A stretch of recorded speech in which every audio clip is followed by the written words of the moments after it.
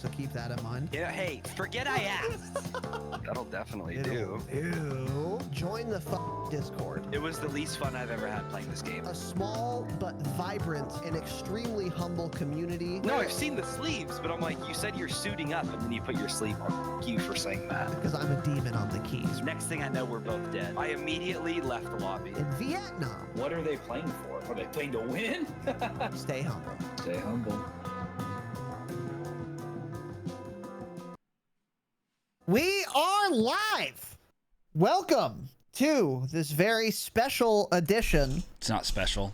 Episode of the program. Now, this episode is, of course, not special at all, other than it being at a weird time, obviously. It's a Tuesday. It's 6 p.m., 6:08 p.m., rather than a Wednesday at 7 p.m. That is because Tanner will be away, I guess, for the next couple days or whatever. I don't know. Whatever. I don't know. He is a jet setter, as he likes to pretend. Anyways, welcome to the program, the Dropshot, episode number 128. My name is Casey, also known as Razanon, as some of you may or may not know. And I am joined once again by my good friend Tanner. How you doing, buddy? Good. How are you, little buddy? I'm good. I'm fucking tired. Are you? That's I'm crazy. Tired, dude. I woke up real early, couldn't go back to sleep, so I finished a little project, which we'll get into. Now it's not a project. Yeah, we'll call it was a personal project, which we'll get into. So that's why the gameplay breakdown isn't up. Got it. Wrong. Cool. Yes, but no. Cool. That's correct, but wrong. Got it. Cool. We'll get into it. It's a paradox. Call me. Doesn't matter. Anyways, welcome to the show. So today we are going to talk about announcements. That's it. It's pretty much it.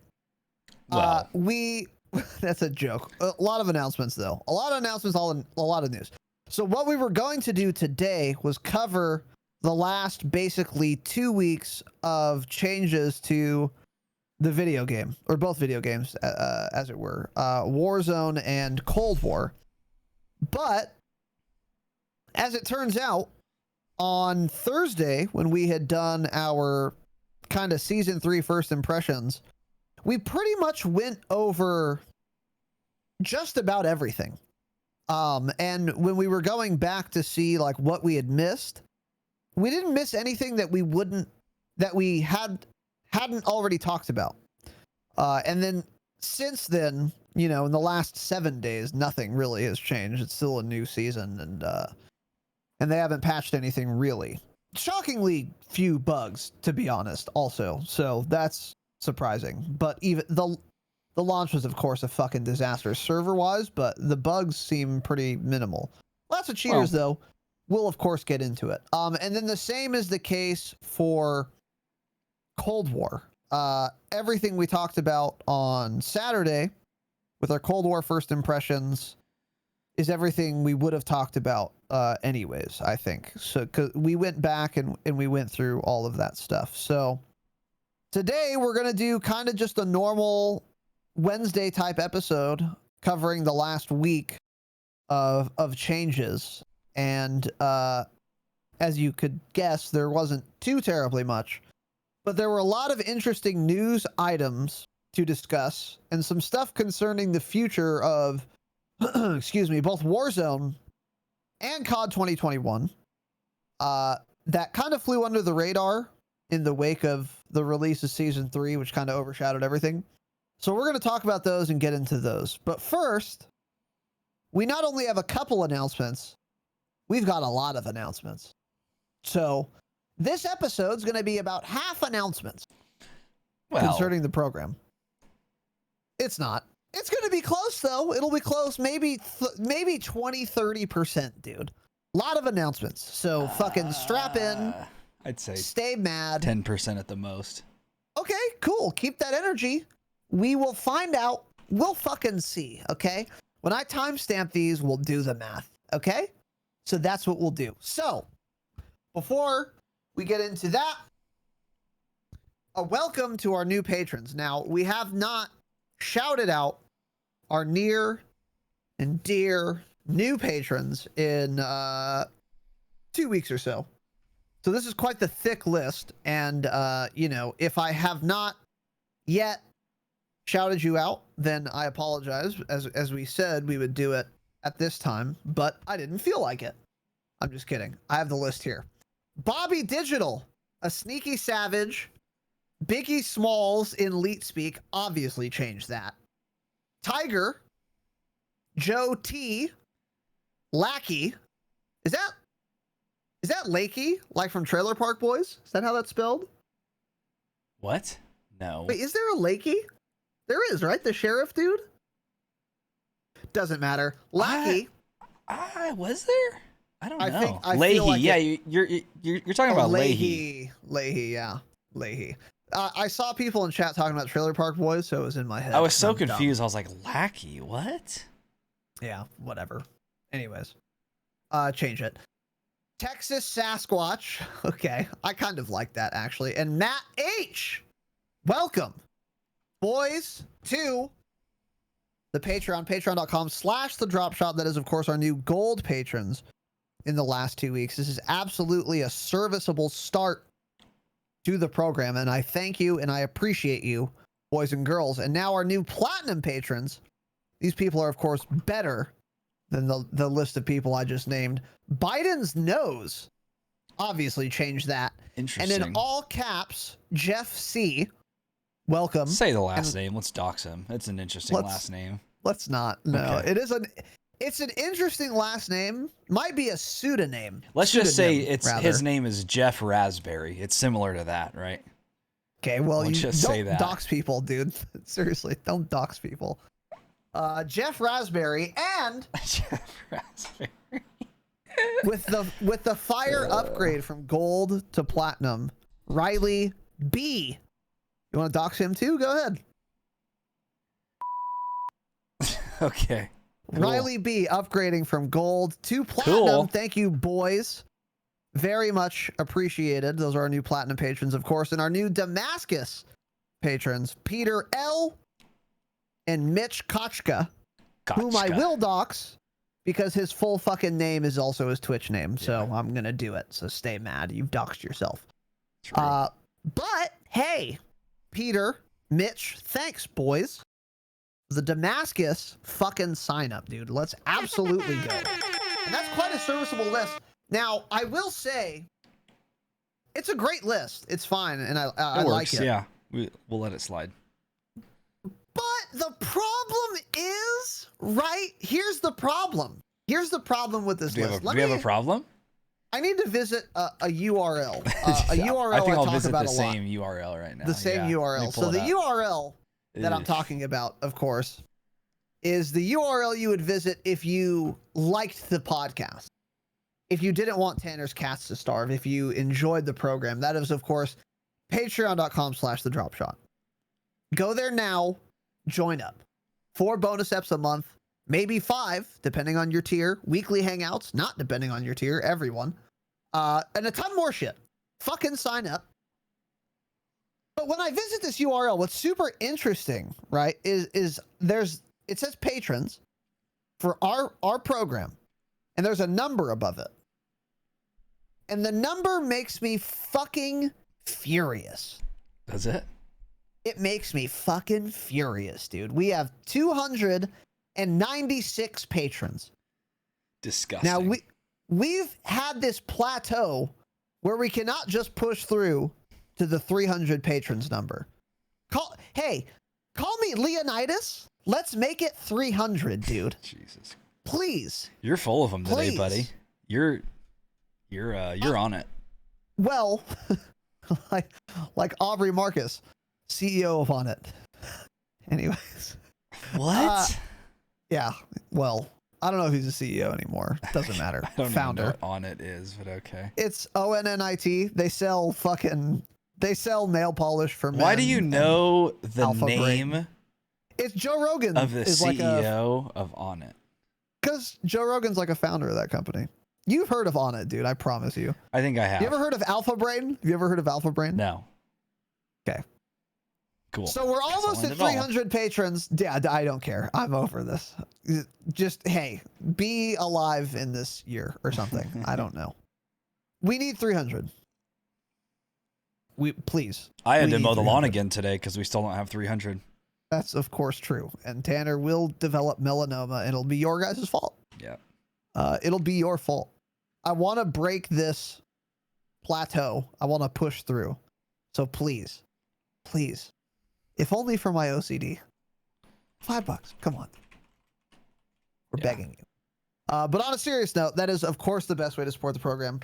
You guys get a ton of bonus shit out of it. And, we get the most bang for your buck over there. So to all of our new patrons, thank you very much. Thank you. Of course. Kings. Absolute kings. Very much appreciated. Now, speaking of the Patreon, our hangout for this week is instead of Friday 7 p.m., it's Friday 1 p.m., Friday afternoon, which I believe is 9 p.m. London time. It is. But okay, cool. So if you're European, you'll be able to make this one. That's the point of the last Friday of every month, the patron hangout being earlier, is so that some of you for whom the hangout is normally too late, you can actually come.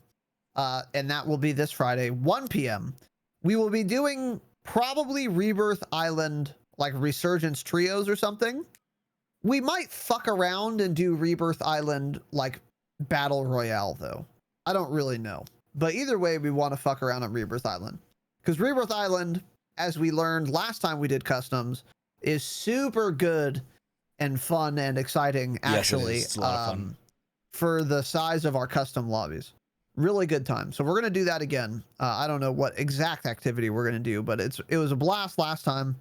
I'm sure it'll be fun this time. So if you're European, stop by. If you're American, you can come too, I guess. You should get a job, right? You should be at work. But if you're not for some reason, swing by, dude. You're all welcome. All the patrons, of course. Also, our last 2 Patreon episodes are recorded. They are uploaded. They will be going, one will be going live tomorrow, and then the Platinum / Damascus Q&A 5th bonus episode will be live on Thursday.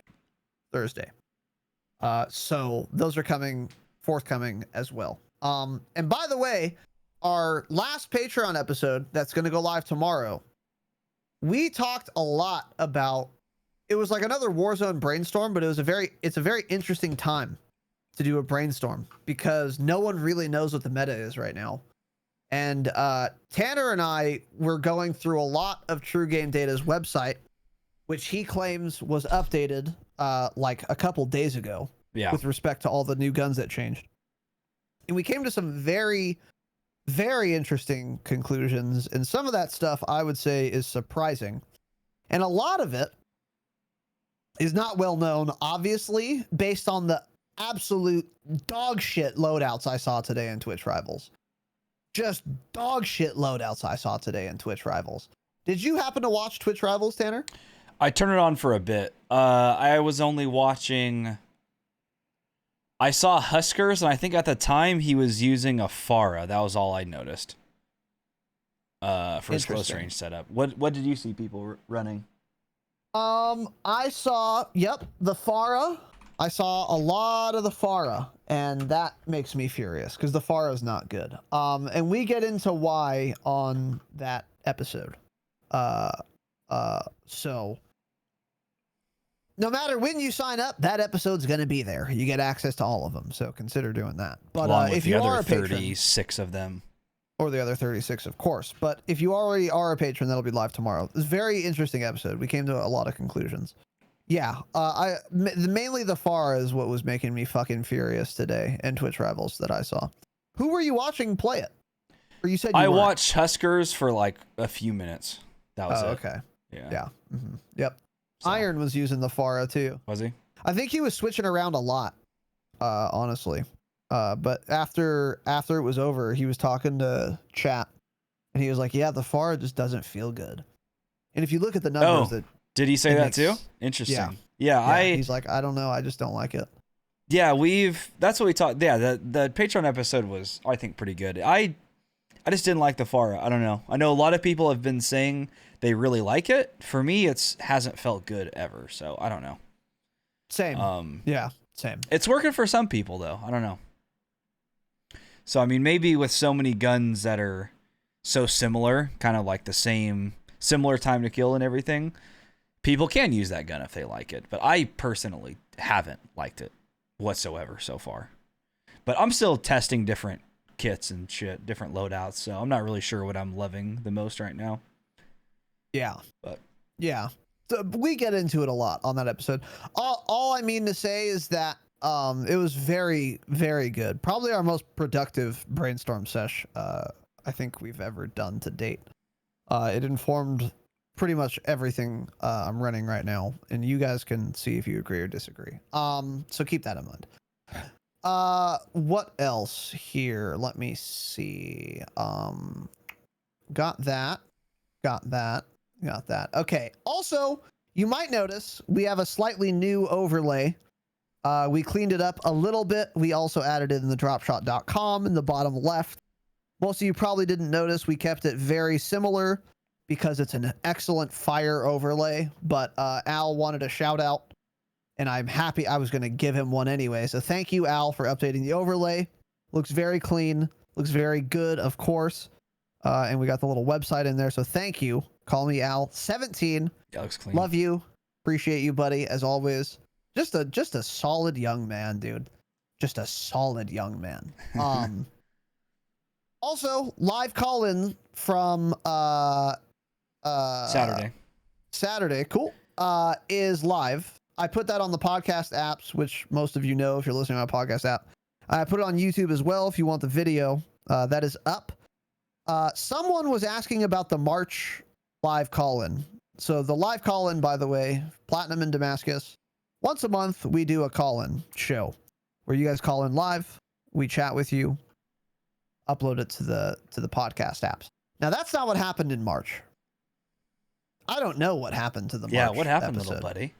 I actually don't know. I don't remember if we didn't intend on uploading it or if we did and I simply didn't do it, but it's gone forever. So I'm pretty sure we intended on uploading it. Yeah. I think we did. Yeah, but it's gone. So sorry, never going to upload that one. But the April one's cool. up. And going forward, we'll try to upload those as well. And then another thing, we are going to start the daytime streams as a trial next week. I don't know if we've talked about this publicly. I know we've talked about it on the Patreon episodes, but Tanner and I have been mulling over the idea of streaming during the daytime for fucking months now. How long? 2 months? Pretty much since I started my leave of absence at work. Yeah. So almost 2 months, yeah, because that'll be my 60 days is in 10 days from today, actually.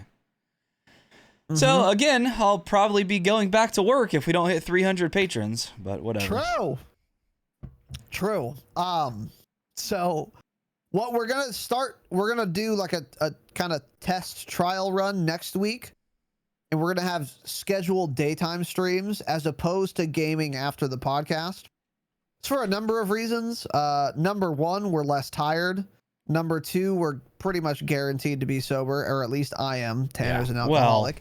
And number three, let's move on. And number three, alcoholic. Number three is the lobbies aren't as fucking cracked and demonic. Oh, they're simple, actually. Yeah, because the kids who are real sweat lords, they don't wake up till 2 p.m. and they don't get on till 4, and then they're on all night. Yeah. And they're just, by the time we're done with the podcast and boot into Verdansk, they're warmed up and they're ready to fuck our ass. The average KD at night is like 3.5, actually. Oh, it's disgusting. Yeah, it's insane. Just insane players. So what we're gonna do is start doing daytime streams. The plan right now is to do them every Tuesday and Friday at 12 p.m. Pacific time. Some of you that will not work for and you won't be able to watch live. Sorry. others of you, you will be able to watch live now when you couldn't before. Cool. Awesome. The audience here is kind of incidental to the time of day because we want to stream gameplay, and the best time to do it is during the day for all of the reasons I listed. And also, doing the podcast is like tiring, particularly if it's a long episode. It takes some energy out of you, and then afterward to try and fucking sweat your ass off is rough. So those are going to be fun and exciting. So next week, Tuesday 12 p.m. and then Friday at 12 p.m. as well. And if that kind of schedule works, that's probably what we're going to do going forward. So you can plan on those gameplay streams happening on those days every week at thedropshot.com/live. Now, we have some fortuitous timing for the Tuesday, the inaugural daytime gaming stream. We do, yeah. Tuesday is, of course, some might say it's a special occasion. Tanner, what's going on Tuesday? What day of the year is that? What's the Tuesday? Tuesday. Tuesday must be, if my calculations are correct, Tuesday is May 4th, which also just so happens to be my birthday, actually. It's crazy. No. It's actually insane. Your birthday, huh? Yeah. Huh, little buddy? Yeah, little buddy's birthday, yeah. How old are you? What do I want for my birthday? 300 patrons. Same. I also want that for your birthday. Yeah, for sure. Cool. Yeah. How old are you turning? I'm turning 29, I think. Are we turning 29? You're turning 29, yeah. Okay, I'm turning 29, yeah. I'm a 29-year-old white male piece of shit. True. So. True. Yeah. So thedropshot.com/live Tuesday 12 p.m. Tanner will be broadcasting. It'll be on the dropshot.com/live, but it'll be Tanner's channel. So if you want to wish him a little happy birthday, that would be a good time to do it, obviously. So also, by the way, in regards to the daytime streams, so I don't know what's going to happen next week with Wednesday and Saturday gameplay sessions. There's a pretty good chance, though, one of those nights will probably stream gameplay. We don't really know, though, but I would say pretty much for sure one of those two we will just stop streaming gameplay after altogether. I don't know which one would be better to not stream gameplay after. I actually don't know. Would it be better to take Wednesdays off or Saturdays? I don't know. Not really sure. But we'll figure it out, because this will also probably make some of the podcast episodes a little better, because there are times when like things start going long and like we're itching to play the game, so we're like, okay, let's end it there, let's play the video game. So this will be better for that if we don't have to worry about playing the video game too. We can kind of take our time with the episodes. So I think all around it's probably just better to do that. Yeah, for sure. This isn't a total complete end to the after pod gameplay streams. It's just going to be whether or not we feel like doing it, basically. Because sometimes the episodes are short and we really want to play, and we'll play afterward. But other times we don't want to, so if that happens, we won't. Those won't be a guarantee anymore. The thing that'll be a guarantee once we fully commit will be the daytime streams instead. But there will definitely be many times where we're gonna want to play after the pod anyway, and we'll do that exactly if we want. So if anything, it's just more gameplay streams now, but maybe not after every single episode. So yeah, and we'll have a schedule out next week for that. We'll be posting the schedule Monday probably, so just follow the Dropshot pod on Twitter. We've also been posting it in the announcement section in the Discord to make it easier. So next week that little schedule will be jammed fucking packed. So you want to take a look at that. Keep on top. Yes, true. Tanner, what is this? You got the next couple little announcements here, buddy. So what do you have written down? Let's see here. Where were we at?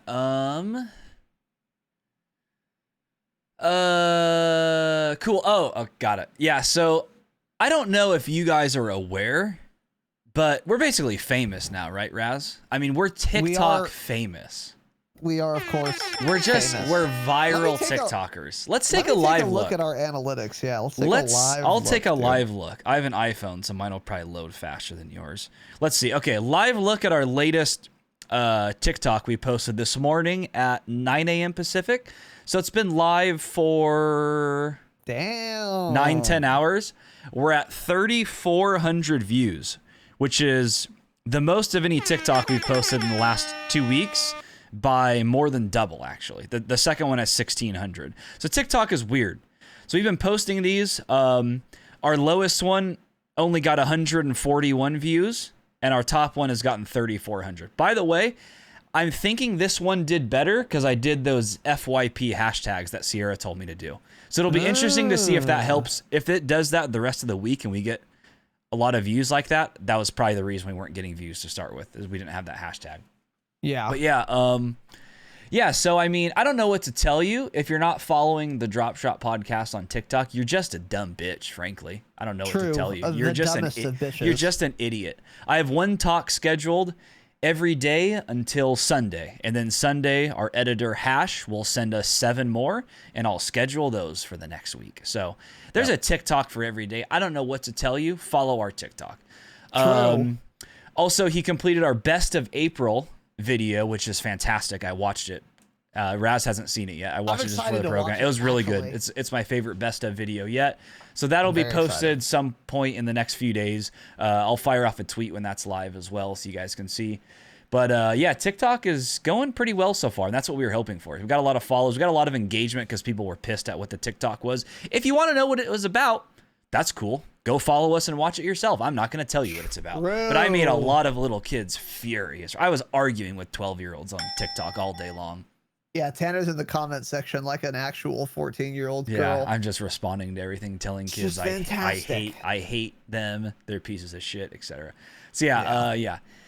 So I had an interesting night last night. I was playing Cold War at like 11:30, 12 Pacific time, leveling up some guns, just vibing, you know. Had some Taylor Swift playing in the background, just running around. You disgust me, sure, bud. Just running around Cold War, leveling up some guns.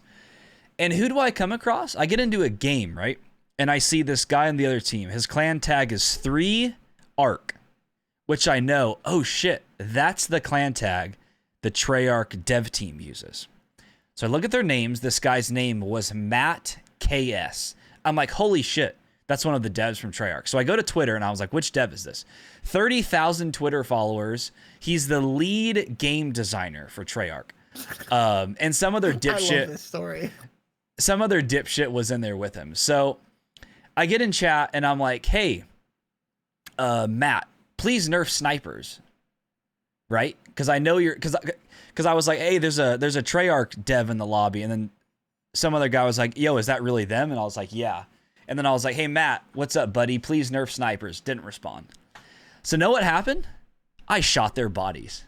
For the rest of the game, I shot their bodies. I don't know, because they hardly ever killed me because I'm better than them. They're spending time making the video game like losers, right? And I'm playing the video game, so I'm better than them. Just nerds, losers. Yeah, I mean, get out of here. Dev, get out of here. Lead game designer, fucking nerd. So, oh my God, that's so I came across Matt, and he shot me, right?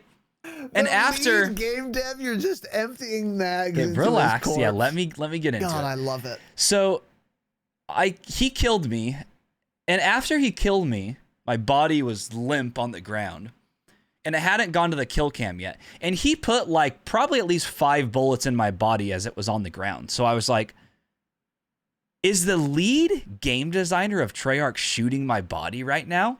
I don't know if he intended to do that, but I was furious. So I was like, okay, anytime I kill these rats, I'm shooting their body. So that's what I did. So I killed them both probably a combined 8 to 10 times that lobby.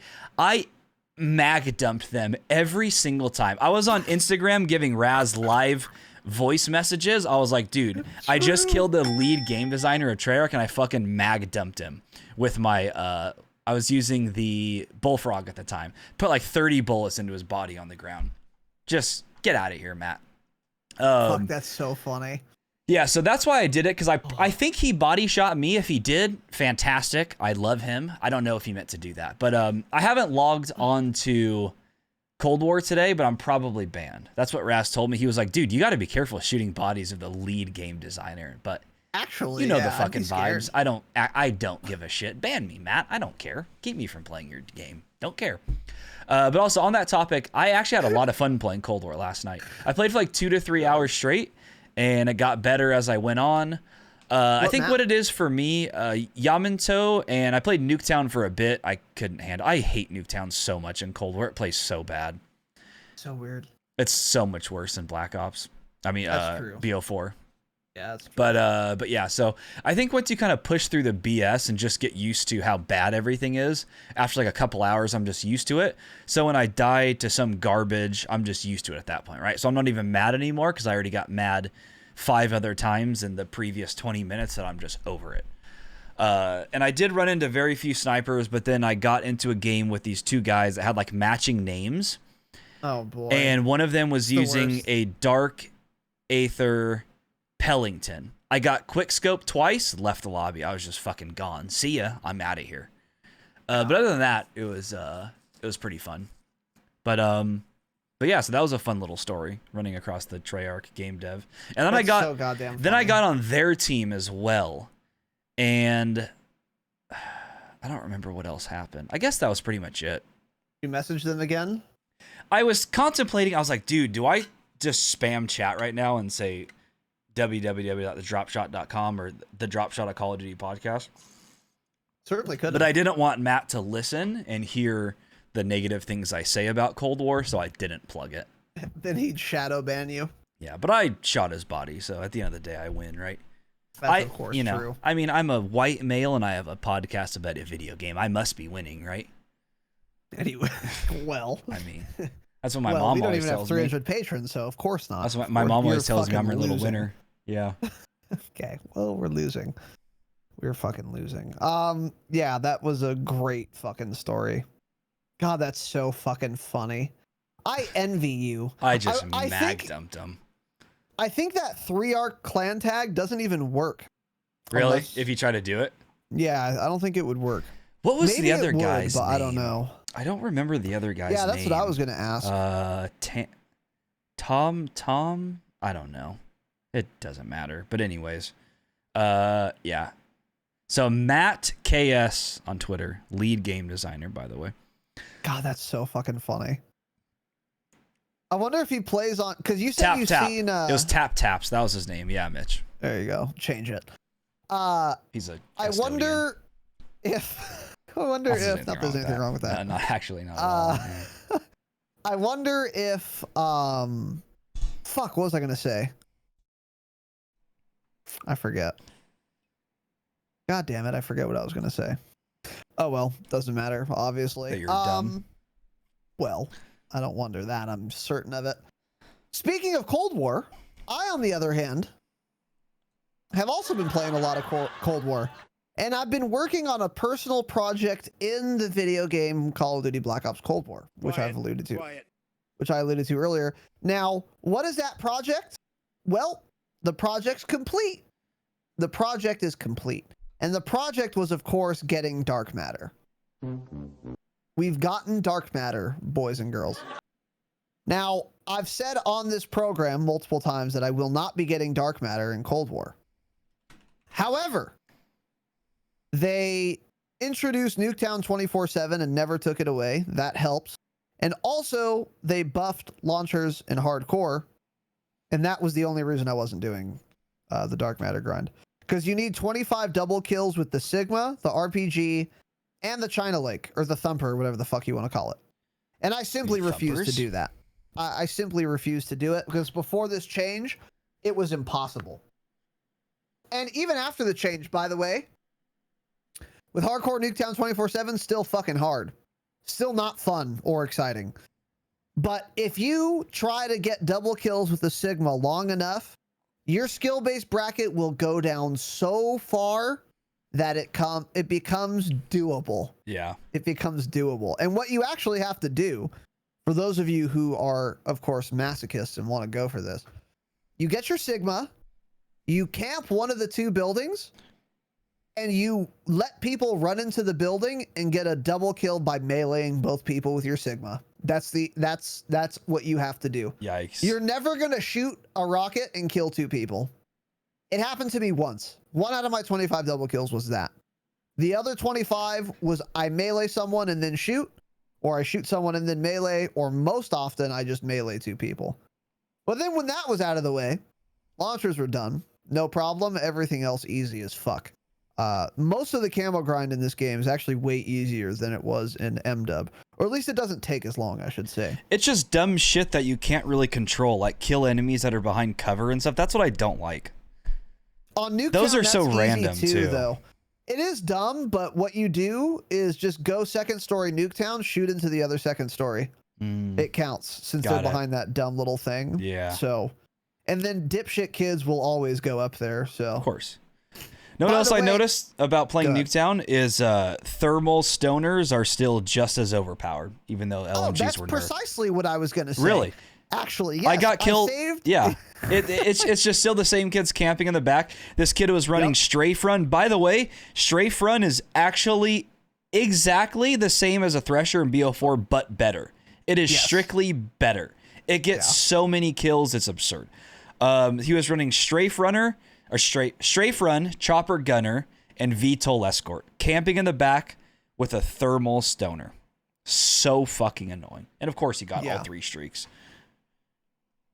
But the streak spam in this game also atrocious still. Everyone still gets their streaks at the same exact time. I just hate the way they did it. It's so bad. It's pretty shit for sure. Yeah. Yeah. I saved LMGs for last because of everything I hadn't gotten gold yet. LMGs I knew were going to be the easiest. Yeah. So I like whenever I go for Dark Matter or Damascus or whatever, I do most cancer weapons very first, and then the next hardest one, most annoying one to do, I do that next until I get to the fucking easiest thing in the world to get gold. And what could that be? Any light machine gun you fucking want. Yeah. So my last 2 guns were the RPD and the M60. Ugh. And boy, let me tell you, I've never gotten a gun gold faster. Yeah. Holy shit. Thermal, silencer, task force barrel, rape and pillage, dude. That's the formula for dark matter on a light machine gun. It's just so dumb how good light machine guns are still. Yeah. Nice nerf, by the way. Absolutely not awesome enough. Nerf, yeah. Dude, because I was doing it on Nuketown too. You can wallbang every surface on that map with an LMG. Every surface is bangable. I got so many wallbangs. So many wallbangs. So many. And when I was doing my M60, the last thing I needed was headshots. I had 30 out of 100. With an M60, I needed 70 headshots. 3 matches. No way. I swear to God, 3 matches. It's like a VKM. It's like a VKM with high cal 2, but you don't need the attachment for it. So how? Excellent question. Thermal, steady aim laser, 100 round speed mag, GRU suppressor, task force barrel, and then 3 random attachments that doesn't matter. That's it. And then just if you hit them anywhere and then their head, it's a headshot. Yikes. So I would actually just aim at the head. You can miss as much as you want because you just need to land 1 bullet. That's it. That's all you need. They have no chance. It's so dumb. 70 headshots. It's so easy. The M60, it's the easiest on to get headshots because the headshot multiplier is so fucking insane.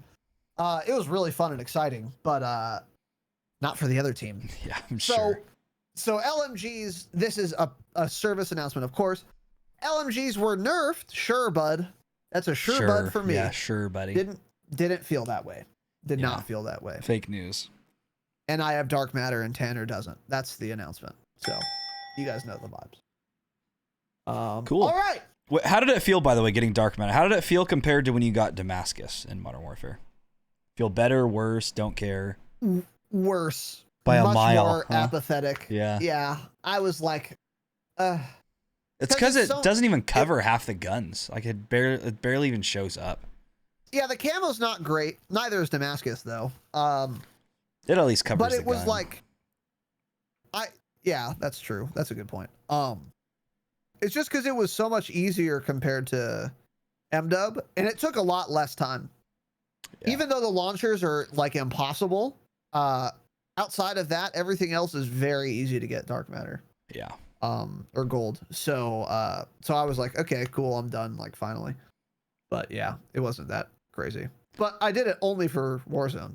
So now I have dark matter Cold War guns in Warzone, and Tanner doesn't. And that's what matters. And I don't care. Now, if you had dark Aether, then I would be pissed actually, because that looks good.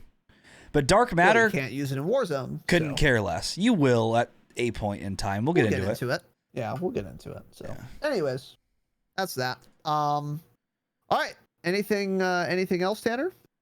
Yeah, let me hit these few announcements real quick before we do the little tune. Let's see what we got here. Dawes Auto 7 with the 7 months tier 1. New patron with a gifted sub, and P Blue with a gifted sub as well. Let's fucking go, boys. Thank you very much. Appreciate the support. Thank you, everyone, so far. Let's get this rolling. And Face with the raid. Let's go. Thank you, Face. I appreciate that. Just in time. We just finished our 50-minute long announcements. You're just in time for the program. That is, of course, true. Yes. Those announcements actually didn't take as long as I expected They them took to. twice as long as I thought they would, so. Well, You just knew you were going to talk more. I thought you were just going to say, I got dark matter, and then we're going to move on. I didn't know you were going to tell a 25-minute story about it, but yeah. It was a good story. You enjoyed it. Cool. You're just bitter that you don't have dark matter, and I do, right? Right? That's not possible. Here it is. It is not possible for me to care less about not having dark matter. I'm chilling. I am just chilling. I'll take a fucking swig of this right now. I'm so chilling. I don't give a shit. Disgusting that you would think I care. We'll edit that out. Well, You care, pussy. stop dancing. Let's stop. Any caring pussies? in Knock the it chat? off. Stop dancing. This isn't a dance. That's a white boy dance. This is a seizure. This is a, yeah. Any ableists? All right. Welcome to the show, boys and girls. Today we have some interesting items We don't. to Just kidding. discuss. Now, full disclosure, Tanner wrote almost all of these notes. I didn't so- write any notes. I linked articles. I didn't write a goddamn thing, so. Okay, we'll see. We'll certainly fucking see. Cool. So we'll see how this goes. So Tanner didn't write any notes, and neither did I. So I don't know what I'm looking at on the document because there don't appear have to be a words fucking here. clue, yeah. So Actually don't have a clue. We're It's flying crazy. by the seat of our pants, as they say. We're so vibing. first Yeah, we're section vibing. here, we are indeed vibing, is playlist updates. Coming this week to Cold War, another new gunfight tournament. By the way, look at this. Is this the second gunfight tournament? Remember in Modern Warfare, we wanted like gunfight tournaments often, and we got 3 the year. Meanwhile, Cold War is getting them back to back in the matter of like Are they? an I don't actual know. month. We need to play Cold War Gunfight, by the way, to see how it plays, to see if we should do our next The Dropshot Gunfight tournament I agree. on Cold War or not. Or what we do. I think we should do this tournament. Oh, the fact we have Rebirth now means we can do a tournament based on Rebirth, by the way. Ooh. Fuck. Yeah. True, actually. We need to start Rebirth. That would be fun. That'd be very fun. We need to start planning that. Actually, we're going to end the program here and we're going to start planning that. Yeah. So, That's a good idea. That's a very good idea. So, yeah. We should also play this gunfight tournament that is coming to Cold War this week. Cool. Got it. Well, there's a new gunfight tournament coming to Cold War this week that Tanner and I apparently won't be playing. And then also 6v6 Diesel 24/7 playlist. That I am very excited and interested to see. Because I have not seen the map Diesel yet. Because I simply refuse to play Face Off on You don't it. want to play Face Off. It ruins the map. 6v6 will be very fun. Yeah, I'm excited to see how that plays. So that's coming as well. And then as far as Warzone, no playlist updates that we found, which isn't surprising. Again, season 3, new update. Not much has changed or will change. So on to patch notes again, really not much to discuss. There was a patch that went out today for Cold War, it appears. Yeah, there's really Cold almost War. nothing. It's basically a few stability fixes. That's pretty much it, honestly. Yeah. It's just like, That's pretty it's just much it. random bugs. Nothing important changed at all. That's it. Just bugs. Yeah, and by the way, when I was saying you can use the ballistic knife on snipers only mosh pit, they took that out. So now you can't. So there you go. Can't use that little pro tip anymore. And that's it. Nothing else in terms of patch notes. Now, normally we would include hidden patch notes here as well. However, we went through all the usual suspects YouTube channels, and they have a lot of new content, but none of it is really like a hidden patch note. All they've been posting is like, oh, best close range setup or best best Farah setup. It's like nothing important. It's just people trying to figure out what attachments to use for which guns and in which situations to use which guns. So Yes. It's all just like opinion based at this point. There's no hidden stats, which is surprising because I wonder if there are any hidden changes. There may not be. I don't know. There may not be. This was an interesting Warzone patch because this is the first time Warzone was patched, and the patch notes included numbers. So, if that's the case, maybe there weren't hidden changes. Maybe the patch notes were actually reflective of reality, because these guys have been testing shit. And by the way, True Game Data's website is updated as far as at least every single gun that changed with Season 3, as well as the new guns. So that's the PPSH, the K31, the Farah, the LC10, the Krig, the QBZ, and the AK-47 from Cold War, and maybe the MAC-10. Those are all like up to date on the website. So yeah, as far as like hidden patch notes, there don't appear to be any.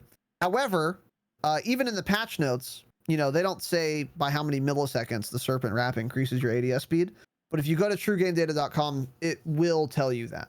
You can use the view table kind of little dialogue box above the drop down once you've selected your gun, and you can see values in that on that per attachment, which is very useful. So yeah, no real hidden patch notes to go over. As Tanner said, everyone's just been posting like recommended loadouts and shit, but none of it is very insightful. Yeah. Beyond the video that the PPSH time to kill is dog shit, but we already covered that.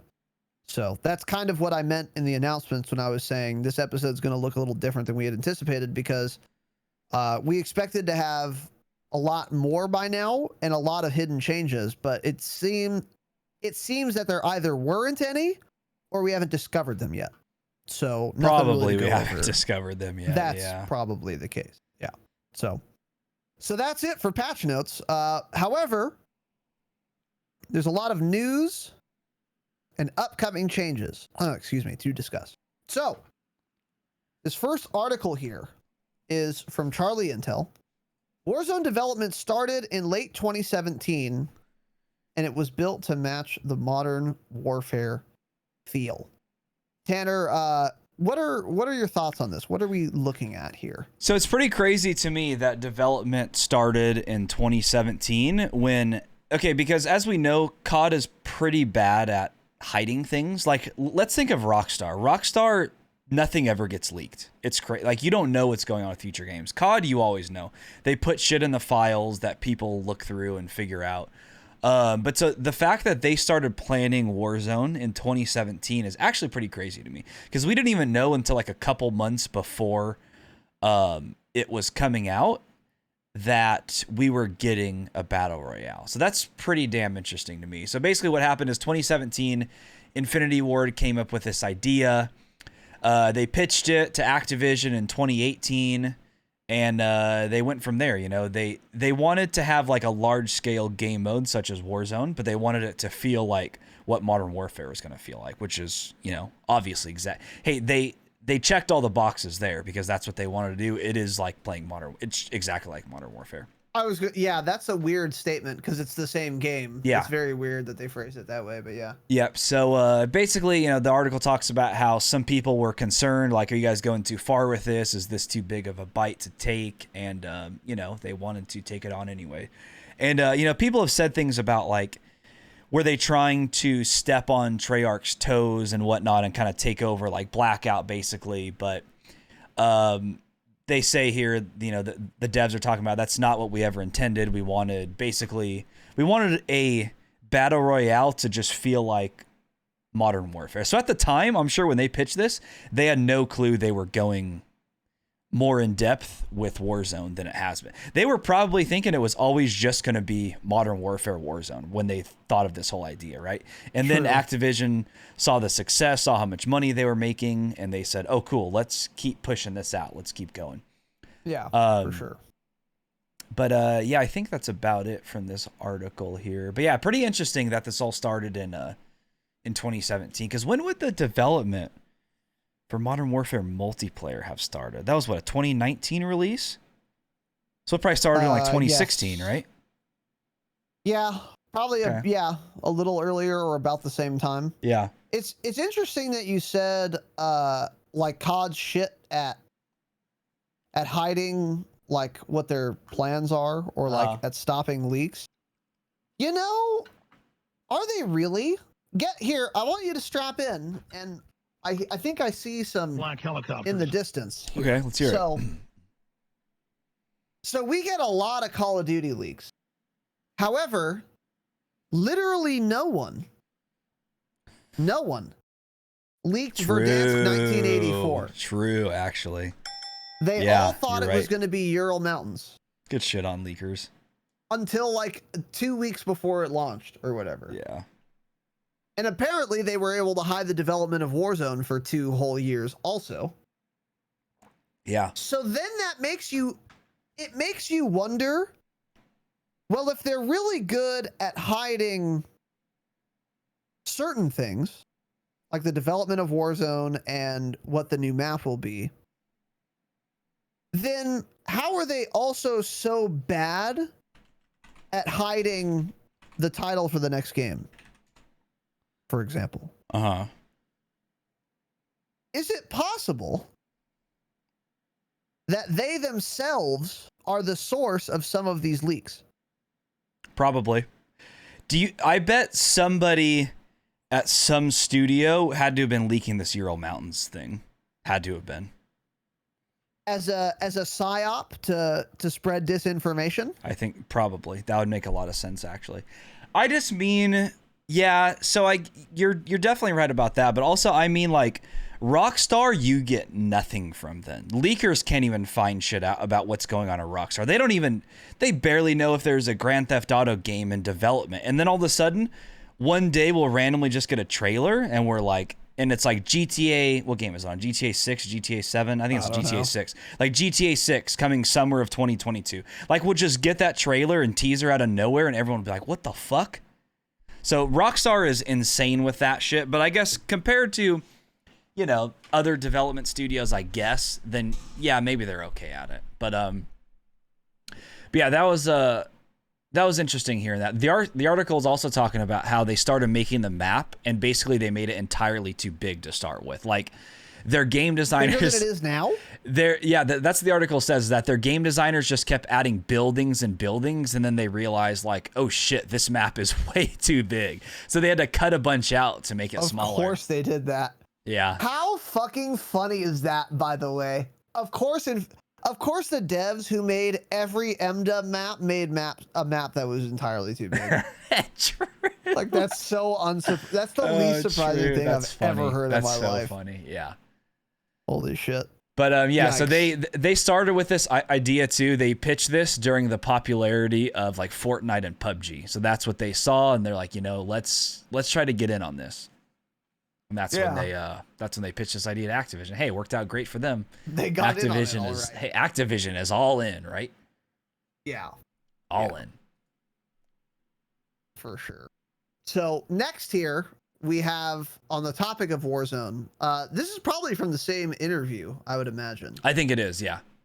Warzone devs already planning season 6 and several years of support. Now, my first question is, didn't we just get season 3? We did. Shouldn't they be planning season 4? So, yeah. So, Warzone's future for the next few years, they're basically mapping out loosely. And so, yeah, it was the same Infinity Ward studio heads for this interview. And basically, they're finalizing the details for Season 6 of Warzone and Black Ops Cold War, which will launch later this year. They brought up Season 6 specifically. I don't think they said this, but I'm assuming because that's probably the last season in Cold War's life cycle. So they're already talking about how that's going to change. It is kind of weird they talk about that, but I guess it just goes to show you that they already pretty much know exactly what they're going to do when the next COD comes out and how they're going to seamlessly transition that. But they said that the team is working to, quote, top what they've done before with Warzone. Okay. Kind of teasing that there's going to be, some sort of other big live event eventually. So I would honestly say at this point, I would not be surprised whatsoever if the next map is Verdansk in the 1940s, right? Someone joking, I think it was Mullet that jokingly said that. I've seen that a lot of places. I think we even said that a couple months ago, or when it was first announced that this was going to be 80s. That makes a lot of sense. At that point, will people be molding? We're still on Verdansk, probably, but also I hope so. But the difference between 1940s and 1980s Verdansk versus 1980s and modern day Verdansk is probably much larger. We would probably see major map changes at that point. So that could be interesting, but also it's like, what if it's a World War II game? How is that going to play? Because Verdansk is in Russia. So it's like, what is the storyline going to be for that game if that's the case? So when you look at it that way, it doesn't make sense to me. But also, Russia totally was in World War II. I know, but it's like they're not usually a main part of World War II games, right? The games, no. In real life, they lost more people than any other country. Nobody gives a fuck about Russia, so nobody cares about that, right? Fuck Russia. Okay. Cool. We can say that on Twitch. Twitch hates Russia, right? They hate Putin. Well, they are white. They are white pieces of shit. So yeah. Any Russians? Yeah. I would kind of believe it. And by the way, when they say they already have season 6 mapped out, that to me is totally unsurprising because they've probably done the storyboarding for like the next fucking 4 years, actually. It's like, okay, so in season 3, we'll get the new map. There's going to be the nuke and we'll release these guns. And then in season 4, we'll get the next event that takes us closer to whatever the next catastrophe is going to be. And then season 5 on the brink, and then season zombies, and then season again unoriginal, and then season 6 they're totally unoriginal remake maps and just cordon off maps to make other maps and call them new maps, but they're not new maps. So we haven't gotten new content in MDub in fucking ever. And then season 6 will be another nuke or something. It'll be like the Cuban Missile Crisis or something. And the missiles will go from Cuba straight to Urzikstan because fuck logistics, right? And then it's going to blow it up again. And then we're going to go back to 1944 for season 6 or whatever. Or maybe season 7. This doesn't surprise me at all because writing the story for that and having like the vision doesn't really take any time. You could do it you could actually write the whole story in like a month, probably. Yeah. The thing that takes forever is milking the content, number one, and also like the development. It's like making map changes, adding the new guns, writing the patch notes, which of course takes them the longest because it's apparently so difficult for them to do. So that isn't terribly surprising. What I'm obviously far more interested in exactly how and what will change. But I said this on the last Patreon episode. And now I'm beginning to maybe have second thoughts. So my hypothesis was that when World War II comes out in 2021 this year, they will seamlessly transition that into the current Warzone engine. And then when COD 2022 comes out, it will be accompanied by Warzone 2 on a new engine. The same engine as COD 2022 in the same way that MDub did it. However, assuming, well, no, that makes sense. Because assuming the development cycle for a Warzone game from 2017 to 2019, about 2 years, that would mean they would have had to have started last year on Warzone 2. Which kind of makes sense because they saw a ton of success instantly. Yeah. So as soon as they saw it, they might have had a board meeting, a real one. Like a and Dropshot board meeting. Well, maybe somewhat similar. And said, hey, we need to do that. We need to run this back for sure. And started development in last year. Which I think makes sense, actually. I don't think it does. I sense. actually feel like if they start seeing their success that quickly, I would think the last thing on their mind is like, oh, let's start working on the next game. But I don't know how game studios think. I guess you have to think in the future. You know, that's part of your job. But I would think, oh shit, this is successful. Let's work a lot on this specific game. So what I think it confirms, and this is, let me hear the black helicopters. This is breaking news, live leak, courtesy of the Dropshot of Call of Duty podcast. COD 2022 will be based in World War I and will still be on Verdansk. Will be in 1914 Verdansk. You heard it here first, right? Dude. Can you fucking imagine? The audacity. The Activision absolute would have. audacity, dude. You know what the silver lining would be? It would hopefully look like a PUBG map where there's just simply no buildings. Yeah. You know, just a forest. Just all trenches. Yeah, a bunch of forests and trenches. Yeah. Oh man. True. I'm still thinking, guys, at some point we're gonna get some sort of zombies map again on Verdansk. It would be cool if there was like a destroyed, nuked Verdansk that we got something zombies on. They have to be bringing. We had. Yeah, they have to be bringing zombies to a larger scale like that. There's no chance they don't. I think they're missing a huge opportunity there. That would actually get me very interested in zombies. I mean, Cold War's already done a pretty good job with Outbreak and everything to get me interested in zombies, but doing something large scale like that, ooh, that could be it. That'd be the wave. It would be really fun, man. If you dropped in with 4 people on a giant map, even if it was all zombies, but everywhere, like that would be really cool. And instead of being the last team alive, you have to just make it to final circle to exfil or something. That'd be so cool. Yeah. And like zombies keep coming at you. Yeah. I think that could be a lot of fun. That'd be super fucking fun. But however, I haven't thought about this until right now. There is still kind of an open question of, well, what happened to 2020 Verdansk? It was overrun with zombies. It got nuked. We didn't get any closure there. Exactly. We didn't even see what it looked like on the ground. We saw the mushroom cloud, and then we got teleported to the 80s. Which we called, by the way. Holy shit, that's so funny. We thought we would have to go in the subway to enter the portal, but turns out we didn't have to do that at all. We had to go to Rebirth Gift Island Curse, instead. Resident Leaker, by the way. The only... Yeah, shout out to Gift Curse. Yeah. The most reputable leaker that we've ever fucking spoken to. Yeah. I can't believe we got that right. We're gods. We're leakers. Dude. We're better than demons, leakers. for sure. We're high IQ. Just giant brains. What to tell you. I'm going to go pee. Keep talking. Yeah. Wait. Yeah. Okay. Yeah. So there's still like an open question of what happened to 2020 Verdansk.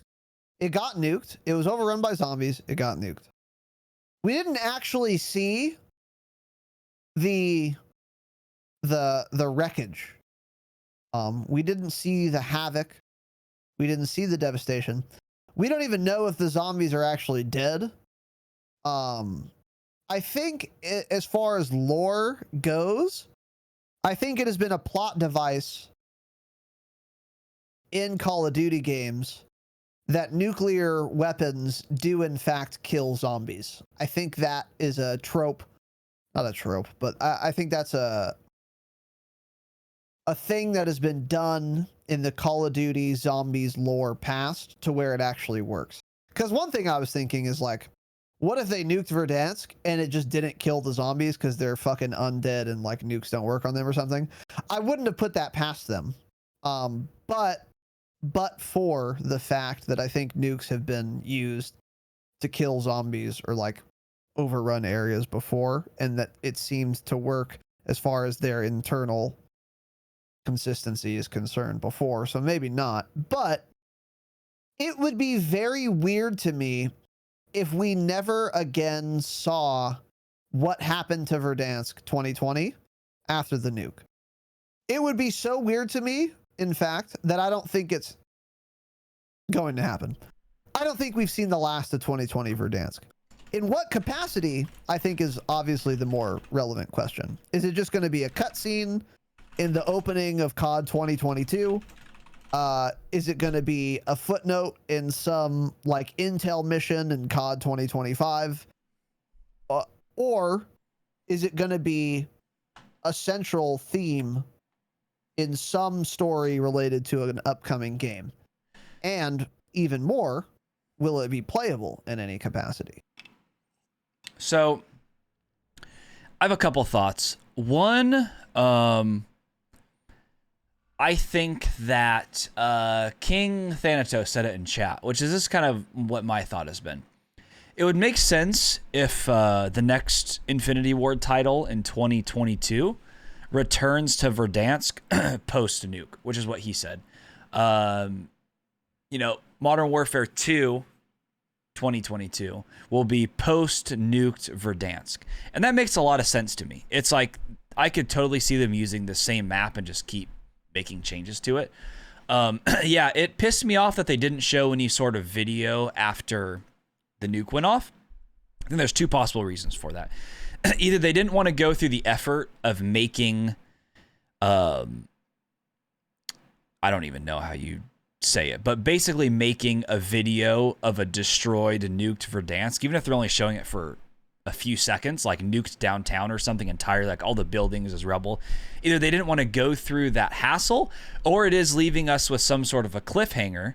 Because it would have been kind of cool if like they tease that and like the very last second, like it shows a zombie and like a zombie's still alive or something, you know, something like that. Crawling out of the ground. Yeah, exactly. Some sort of little teaser would have been pretty neat. But Activision did say, by the way, that Verdansk, as we know it, as in the last Verdansk that we have, would never return to Warzone.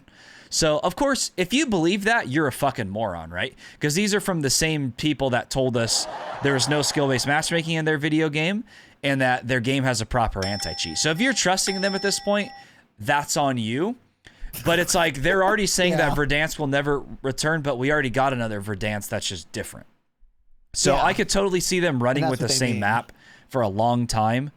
I don't think we'll see any more major changes with the game, though, honestly, until like the next Infinity Ward title. I think that's when we'll see like a giant overhaul. We'll see something with the next Call of Duty, whether it's some more map changes, like I said, going back to 40s Verdansk, but I don't think we'll see anything major, like a total game overhaul, perks overhaul, anything like that until the next Infinity Ward title in 2022. Yeah, I agree. I think that's what's going to happen for sure. At first I was like, man, people are going to get tired of just one map. Like, this is so dumb. They can't just keep changing their map. However, the next most successful BR of all time, Fortnite, has used that formula. It's always just one Fortnite map, isn't it? And they just change it. It's major changes, though. It's like they remove entire areas and change them. Verdansk wasn't.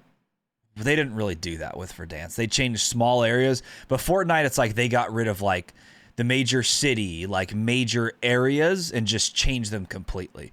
So yeah, they've been using the same island, but it's not even close to how it originally was. Okay. Like there's yeah. almost nothing the same anymore. They've changed it so much. I think it's more and more likely that that's what they're going to do. Like COD 2021, we get 40s Verdansk. COD 2022, we get post-nuclear Verdansk. Yeah. And then Modern Warfare 2 story. That's my theory. Yeah. Now, the real question, the more interesting question is, will that be on the same engine or on a different engine? Don't know. Well, supposedly, the next COD game is supposed to be on Modern Warfare's engine. The next Sledgehammer game. Like multiplayer as well? I don't know. I just know Charlie Intel had an article about that a while back. That it's supposed to be is supposedly on the same engine.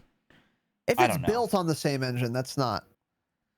Yeah, that's not quite the same. But yeah, I don't think any of us actually really knows what being built on the same engine means. Like, I think the game can look and feel entirely different, even though it's the same engine. Yeah, exactly. Isn't the engine just what you use to create the game? Isn't it like using a different video editing software, essentially? It's just it's like there's certain things you can and can't do on a certain engine, but it's like you can still change the game and everything quite a bit, I'm pretty sure. Yeah, yes, you can. I don't think in general, the player base really knows what that means. Yeah, I agree. Myself included, yeah. But, yeah. So yeah, that, a lot of interesting thoughts there, but, totally unsurprising that they have a lot of this shit already mapped out. Yeah. By the way, as an aside on the topic of Warzone, there was another Twitch Rivals today. Twitch Rivals is a tournament where broadcasters get in a private lobby with other broadcasters. So it's not a kill race. Well, it's not a public match. It's just only the lobby is filled with all streamers who are competing there, and they're all very good. And it's called the Twitch Rivals tournament. So there was one today, and this one had a very unique scoring system. Yes, it did. That I have never seen before. And this is salient because we had been talking about this, I think, last episode, if not last week. I think it may have been in a Patreon episode. Oh, maybe it was. But we were talking about, yeah, it was a Patreon episode. We were talking about how, like, competitive Warzone or Warzone League is, like, kind of weird and doesn't make sense, and how do you even score it? Well, Twitch Rivals came up with a very interesting scoring system today that I saw. And it was basically, if your team gets a kill, you get 1 point. Now, at the end of the game, that 1 point is multiplied based on your position on the leaderboard. So, for example, if you won the game, if you got in the helicopter, you would get 1 point for every kill your team made times 2. You'd get a 2x multiplier if you won. If you got second, third, fourth, or fifth, then you would get 1 point for every kill on your team times like 1.9. And then 6th through 10th was like 1.7 or something like that. But you got a multiplicative factor based on where you placed in the tournament. So the more kills you got, the more important and impactful it was to get a high placement in the match itself. And this is very unique and interesting and totally different than any of these custom tournaments I've seen before. Because before this, all it was like, you get 1 point per kill, and if you get first place, you get like 5 points or whatever. But with this multiplication system, it's like totally different and very interesting. And it makes ranking and getting kills both be super important. Hold on. Am I Am I fucking dumb? Am I overlooking something here? So if a team gets 0 kills, how many points were they getting for placement? Did it say that? Well, they would get 0. That's okay, so that doesn't make any sense. That's Yeah, it really does. what it was? I'm 90. So if you don't get a single sure. kill, but you win, you still get 0 points. That makes no sense. I think they just didn't say. I saw that same tweet you're talking about. I think that tweet just didn't say what you got for placement. There's no fucking chat. way. So getting 0 kills and winning the game gives you nothing. Interesting. I'm pretty sure. That wouldn't make any sense, but yeah, okay. None of these, the ways Well, they it's score it impossible to ever win make without sense. getting kills. So It's technically it's not actually. well, okay. I sure. mean, you're not going to win with 0 kills, but your team could for sure win with like 2 kills or 4 kills. So some team that got 10th place but dropped 20 kills will get more points than the first place team. I think if that's the yes, case. that's true, and I think that's kind of how they wanted it to be. Yeah. Okay. They wanted kills to be important, but they wanted but they also wanted placement to be really important. I like the scoring system a lot. It does kind of weight kills. It's hard to even say what it weights more heavily, because you get 20 kills, you really want first instead of second, like a lot, because you get double the points now instead of like 1.9 yeah. or whatever it was. It's like a lot more, maybe not a lot more extra points. It's interesting. What do you think about it? I like the idea of the point multiplier, but there has to be something just for winning, right? I'm trying to look it flat up right thing now. on top of it. I guess there isn't. Yeah. I don't think so. Dude. Um, I think they kill wanted race people getting kills. structure adds a multiplier to the total number of kills. Yeah. Okay. Got it. Interesting. I mean, it sounds weird, but that would for sure. Well, I don't know, because I was watching people play it and they were still playing ratty as fuck. It's because everyone's so good you can't play like a chimp, though. You kind of have to play ratty. Yeah, but also it was Twitch rivals, where a lot of them are just big Twitch streamers that aren't necessarily that great. But yeah, there were some pretty ratty plays going on. But that's interesting. Yeah, either way, I like this format better than like 10 points for a win and like each kill just being 1 point, because that will undoubtedly play slower than just doing this this kill like bonus that they did. So this is this is the first time I've ever seen this done, and it's a cool idea.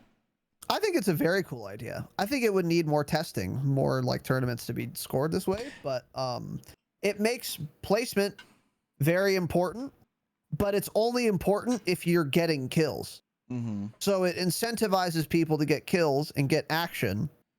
And then if you want to multiply that, get those numbers up, Glenn Gary, Glenn Ross, then also you want to place high. Highly. Yeah, I'd be interested to I see think it's what really people said that played in this tournament, what their thoughts were on it, on that True. format. Yeah, same.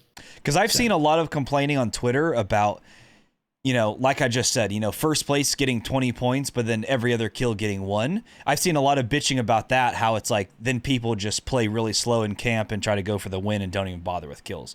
But I didn't see anything like negative about this, really. I'll have to take a closer look at that, see what the general consensus was on the players in the tournament. Yeah, for sure. So I just thought that was very interesting and I wanted to include it. And kudos to whoever came up with that. It's a great idea, I think. I will also say that if there's any kind of Warzone league that like peasants like us can play in, like a CDL playlist, but a Warzone equivalent, I don't know if that's ever even going to come to the game. But if it does, I don't think they would do something this complicated, to be honest. Maybe they would. It's a computer. I mean, their engine can do multiplication, so it wouldn't be terribly They difficult. can for sure multiply, yeah. So, I mean, yeah, but I don't know. I don't see something this kind of involved being anything on a public league, but maybe, I don't know. I think it's a good idea. So anyways, moving on here. Activision president says they're investing more In Warzone anti-cheat, in the development of one, since there isn't one, and providing better communication. Now, Tanner, I'm going to be right back, but give us the scoop on this Warzone anti-cheat. Yeah. So in short, this was an interview with publishing president Rob Kostich. So there's Bobby Kotick and Rob Kostich. Change it. Holy shit, those are too close to each other. So essentially what he's saying here is that the team will continue to do a better and better job of communicating with the community very frequently. Fake news. The giant fucking... the biggest K I've ever heard. Like, when they say that, they'll continue to do a better and better job of communicating. They make it sound like they've done a good job communicating, right? They make it sound like they've been doing a great job telling us, like, what they've been doing with the anti-cheat. They haven't. Sure, Raven has done a better job than what Infinity Ward has done. I mean, Raven at least tells us there's a ban wave that went out today. Infinity Ward gave us, nothing. Ashton Williams gave us actually nothing for 12 months straight. So Ashton Williams, you're garbage. Again, if you're listening to this, you're garbage at your job. Almost every other person that has your job out there is better than you, so figure it out. So Raven has done a decent job with all this. They've done a better job at patch notes in terms of telling us things. But they still just... They don't tell us anything, right? If they wanted to be transparent, they would say, we have an actual anti-cheat. Unfortunately, these companies are figuring ways around the anti-cheat. We're working hard to, stop this from happening, blah, blah. Say something more technical than, a ban wave went out today. Cool. Dude. Doesn't matter. Actually doesn't matter. The only... Okay, how many times are we going to get the same headline we're reading right now? How many times has Activision said, hey, by the way, we want to communicate more about an anti-cheat we don't have? Oh, you want to know how many more times? The next article we're going to talk about is basically the same exact thing. We've literally had this exact story told to us at least 2 or 3 other times.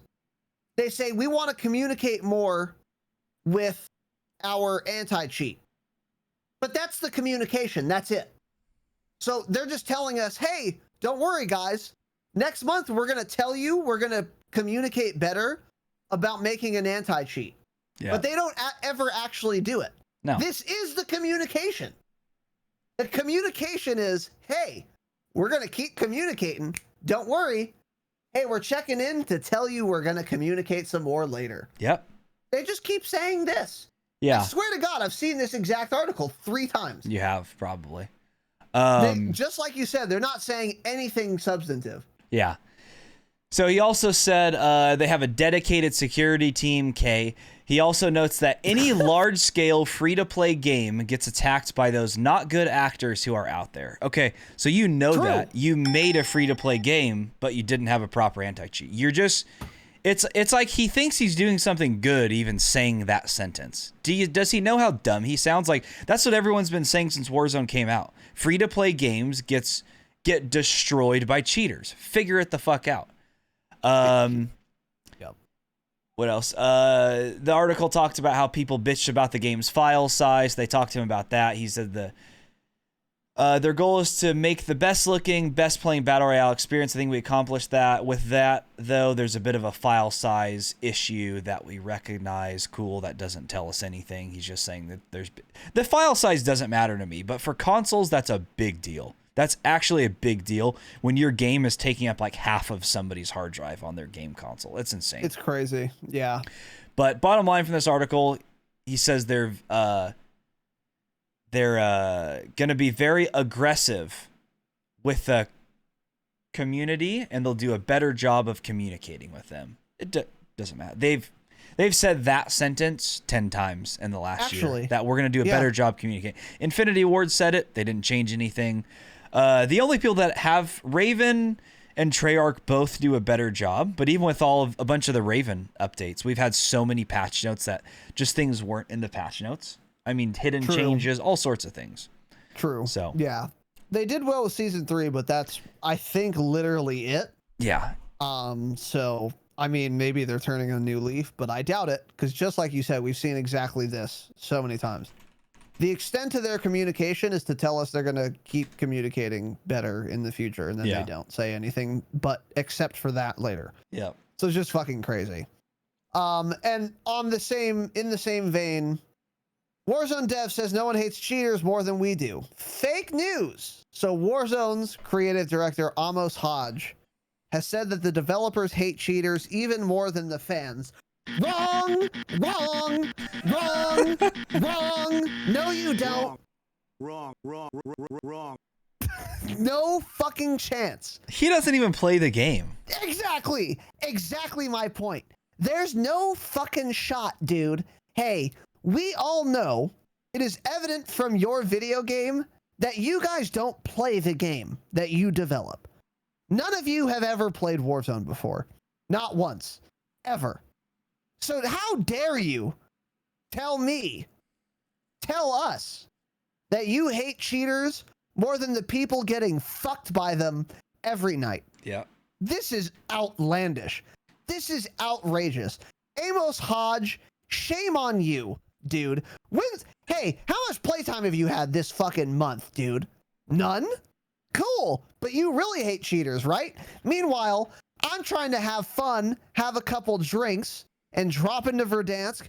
Maybe I want to pick up my loadout once in 3 hours. That'd Nope. be ideal. That'd be great, right? But it's not. It simply isn't happening because your dog shit game that is free to play, for which you can make unlimited free accounts and just cheat away, get banned. Cool. I've got 8 more accounts just fucking lined up, and I'm just getting raped by a ground loot fucking Pellington. Just, I'm 8 kilometers away and I'm dead. Cool. Because he aimbotted me.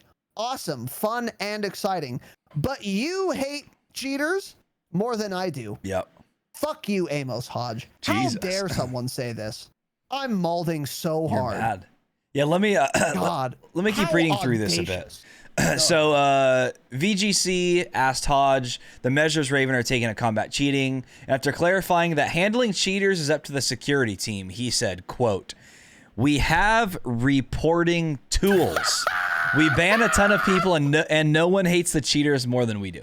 So that sentence essentially confirms there's no Oh my actual God. anti-cheat that's banning somebody as they're using an aimbot. Nothing Yep. is banning that person. It's all report-based. And what does that prove? True. It proves that all these good players that we personally know, EXE guys, MP Control Ward, are getting banned because they've been reported so many times. And then Amos Hodge over here, who has a .64 KD, looks at MP Control Ward's stats and he's like, oh, this guy can't be that good. He has to be cheating. Let's just ban him. A fucking disaster. No, what's crazy about the way they ban people, by the way? MP was talking about this on Twitter. He reached out to them trying to request some support for his ban. He gets an automated message back that says, "Sorry, your account has been banned," basically saying he's been cheating. So there's no way we can further look into it. There's nothing else we can do because you have been banned for cheating. It's like, dude, that's what he's trying to fucking do, is tell you he wasn't cheating. It's insane. They are so fucking dumb and just clueless. So he continues to say, "We make this content for the players, and while you're upset that it ruined your game, I'm upset that it's ruining some of the best work that I've done in my life." Holy shit. Your life must be a disaster if this pile of shit is the best work you've ever done in your life. How dare you, sir? How dare you? Oh my God, that makes me so outraged. Oh, it's the worst. I'm To be fair, it's not his fault. It's not his fault at all. It's no. Activision's fault. Okay. And, by the way, whatever. I wanted to confirm what this says, that MP Control Word. So he sent in a request to Activision. This is their response. "Hello, we've detected an active ban or enforcement on your Activision account. Accounts with active bans or enforcement actions will not be reviewed." Then what are you supposed to do if you're falsely banned? If you're not fucking Ninja or Nick Merckx, what the fuck do you do? You're actually just screwed. It's unbelievable that they do this and just don't care. Like, people have spent money buying shit with their accounts and they don't actually cheat and they're getting permanently banned and they won't even review it. It is fucking absurd and disgraceful, Frank. They're disgusting, despicable. I hate them. Shameless. I hate them. Squad W. It's that simple. You're an awful person. We put our hearts into this content. We have 100 million players. Crazy, Amos. Why do you think you've had 100 million players, by the way? It's been out a year. This is a huge stage and some of the best work we've ever done. And to have cheaters come in and ruin the game bothers us more than anyone. Don't fucking put in the same sentence that you have 100 million players and then also say cheaters come in and ruin the game. They're part of the 100 million. They're like 40 million of that. Are you fucking dumb? So fucking stupid. It's Why so are crazy. How can you dude. get a job like this and be so clueless about anything around you? Holy fuck. What else did they say here? The security team are on top of it and they're continually going to make updates. Fake news, of course. No, they're and not. that's about the security team's not on top of it. So just a bunch of bullshit, fake news, lies. They don't know what they're doing. There's no form of anti-cheat in this game. If you get reported 100 times, they'll review it and say, "Oh, maybe this guy's cheating. Let's just ban this person because they have good stats. They have quite a few headshots. Let's just ban them. Forget it. Cool." Yeah.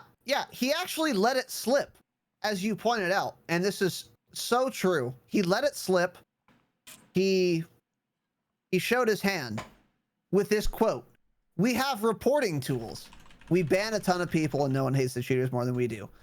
So if you had an actual anti-cheat, don't you think that sentence would have read like, "We have an algorithmic anti-cheat, we have reporting tools, and we ban a ton of people"? Yeah. Not only would you think it would say that, but it would say that. But here's the core issue. They don't. The only anti-cheat they have are reporting tools. That's why it's the only fucking thing you said in the sentence. Now, what he should have done, like Activision's been doing to us since at least 2019, is lied. You should have lied to us, right? You should have at least had the dignity to lie to us. Yeah. You should have lied to us, like when you said there was no skill-based matchmaking in large-scale modes such as Ground War and Warzone. You should have just lied again. But instead, you fucked up. You fucked up. You showed your hand. And not only do you have reporting tools, but that's in fact all you have. And it's obvious. So there are 100 million players playing your game by your own admission.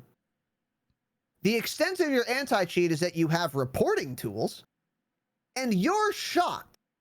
You're aghast that of 100 million players for a game that is free to access without an anti-cheat other than reporting tools, you have an infestation of cheaters. Who would have thought, dude? Yeah. Crazy. Who would have thought that Insane. would happen? Imagine. I mean, just imagine. It's actually crazy. It's just so fucking absurd, dude. It makes me so mauled. Now, to be fair to Amos Hodge, okay, I said a couple incendiary things. This is not really his fault. Oh, he's just an absolute peasant again for Activision. He works for Raven. He has no control of anything.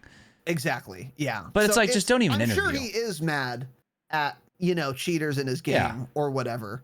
And there isn't a goddamn thing he could do about it, even if he wanted. Yeah. If he wanted an anti-cheat, like a real one, it's not up to him. It's up to Activision. Yeah. So it's not actually his fault. But don't tell me you're as mad as the people who play the game. No. There's no fucking chance that that's true. And it's like, when I played competitive COD 4, we had to download this program, right? And if it sensed that there was a program, if it would look through your files constantly, if it knew there was a suspicious program running, you would get permanently banned immediately. And it has like all of the logs of like what the program was that was running and shit like that. So it'll know what program caused it. Because there were times where you couldn't run certain programs because people were like, be careful, that may detect as a cheat. So you couldn't, I don't remember what they were, but there were certain things where like you just wouldn't run because it could false ban you. Because you got banned immediately. As soon as it detected some sort of executable file running, you would be banned. And we're in 2021, and Activision, one of the biggest game development publishers in the world, doesn't have anything like that. We're going off of in-game reports. It's literally beyond belief. I wonder if it has something to do with crossplay.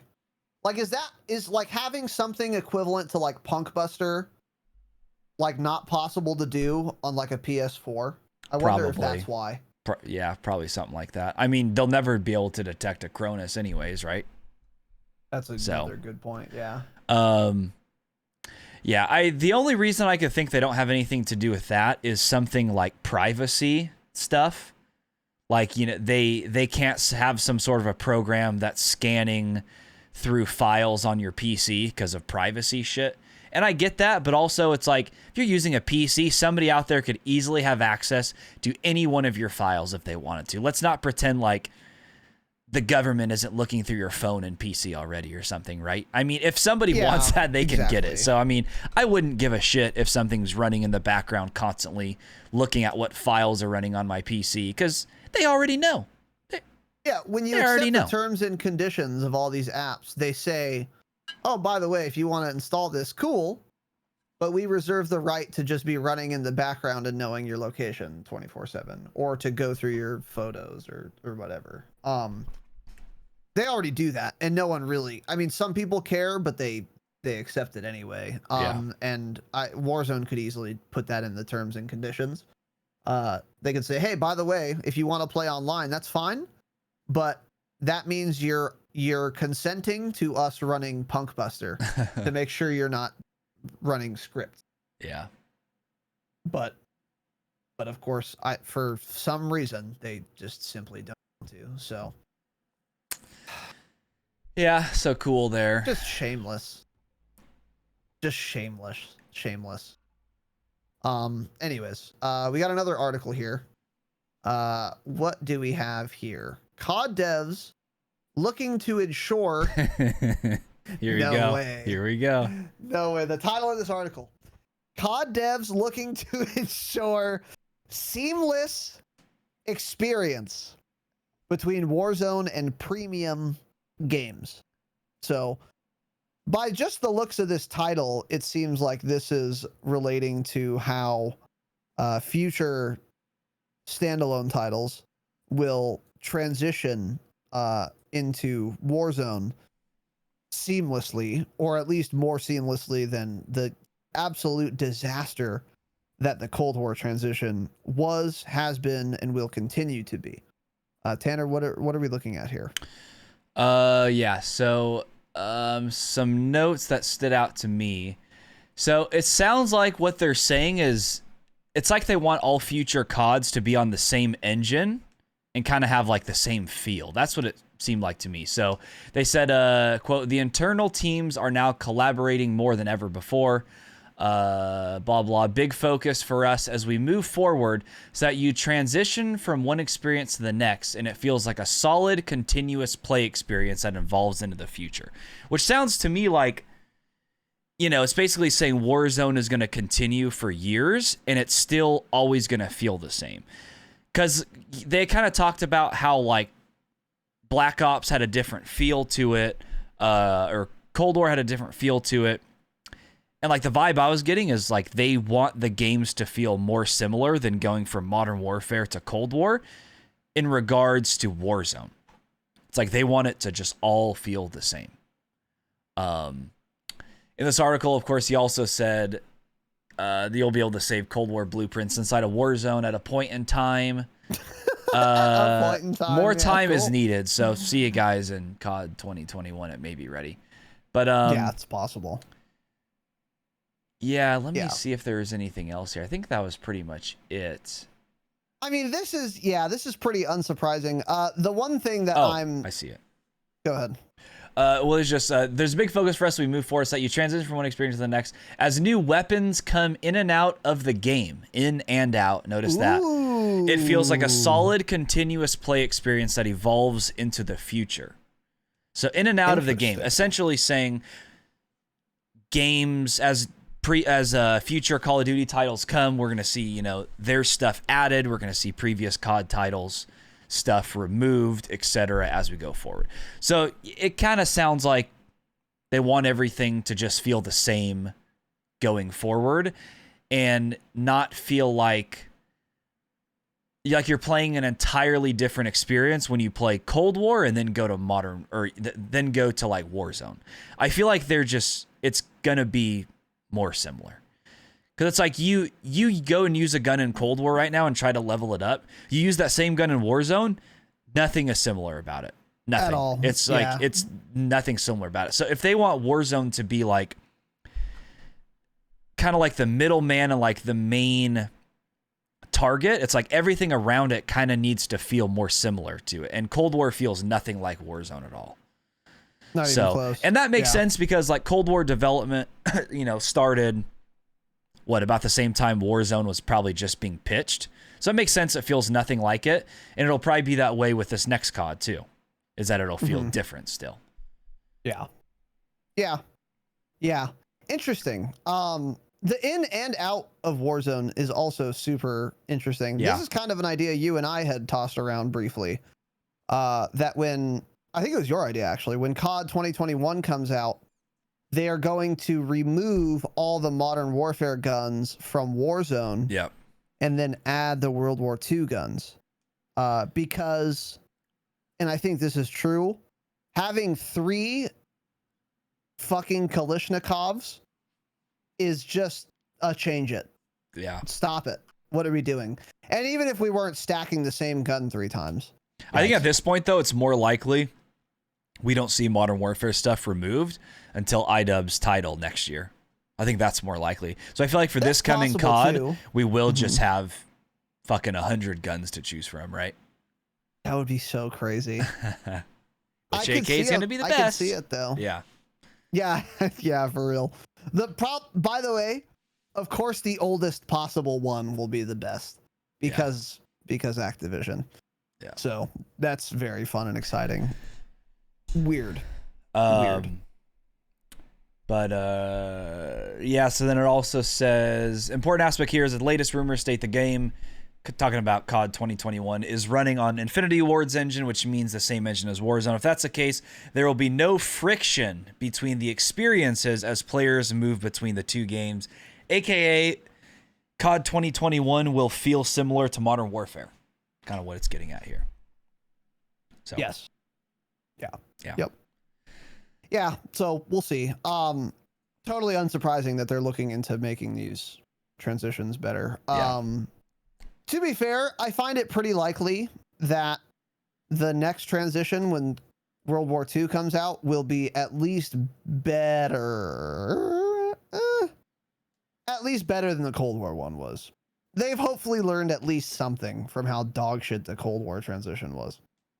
I don't know. After hearing what Tom Henderson said about this next COD title, I don't know. It's not sounding good. Man. I have zero hope for this next COD title, and I'm going to keep it that way.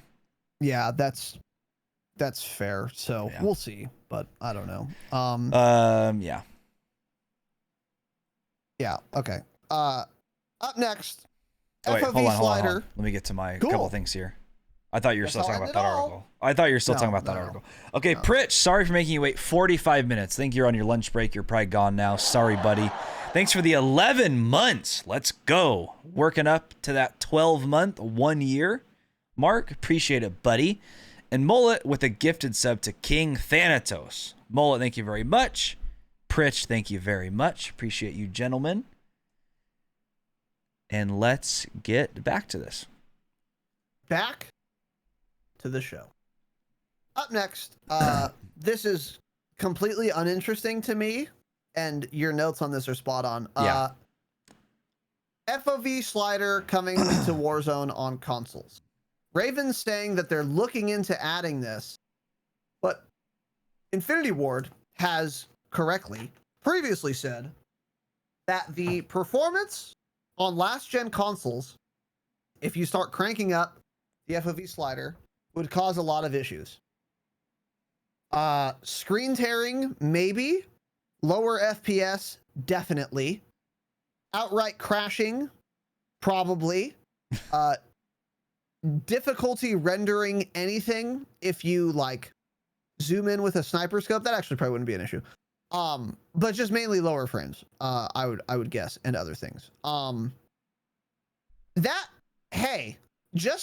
Tanner wrote here, honestly, I would love for them to add this so that kid on an Xbox One complaining about this will have 115 FOV finally, but will also be playing at 20 FPS.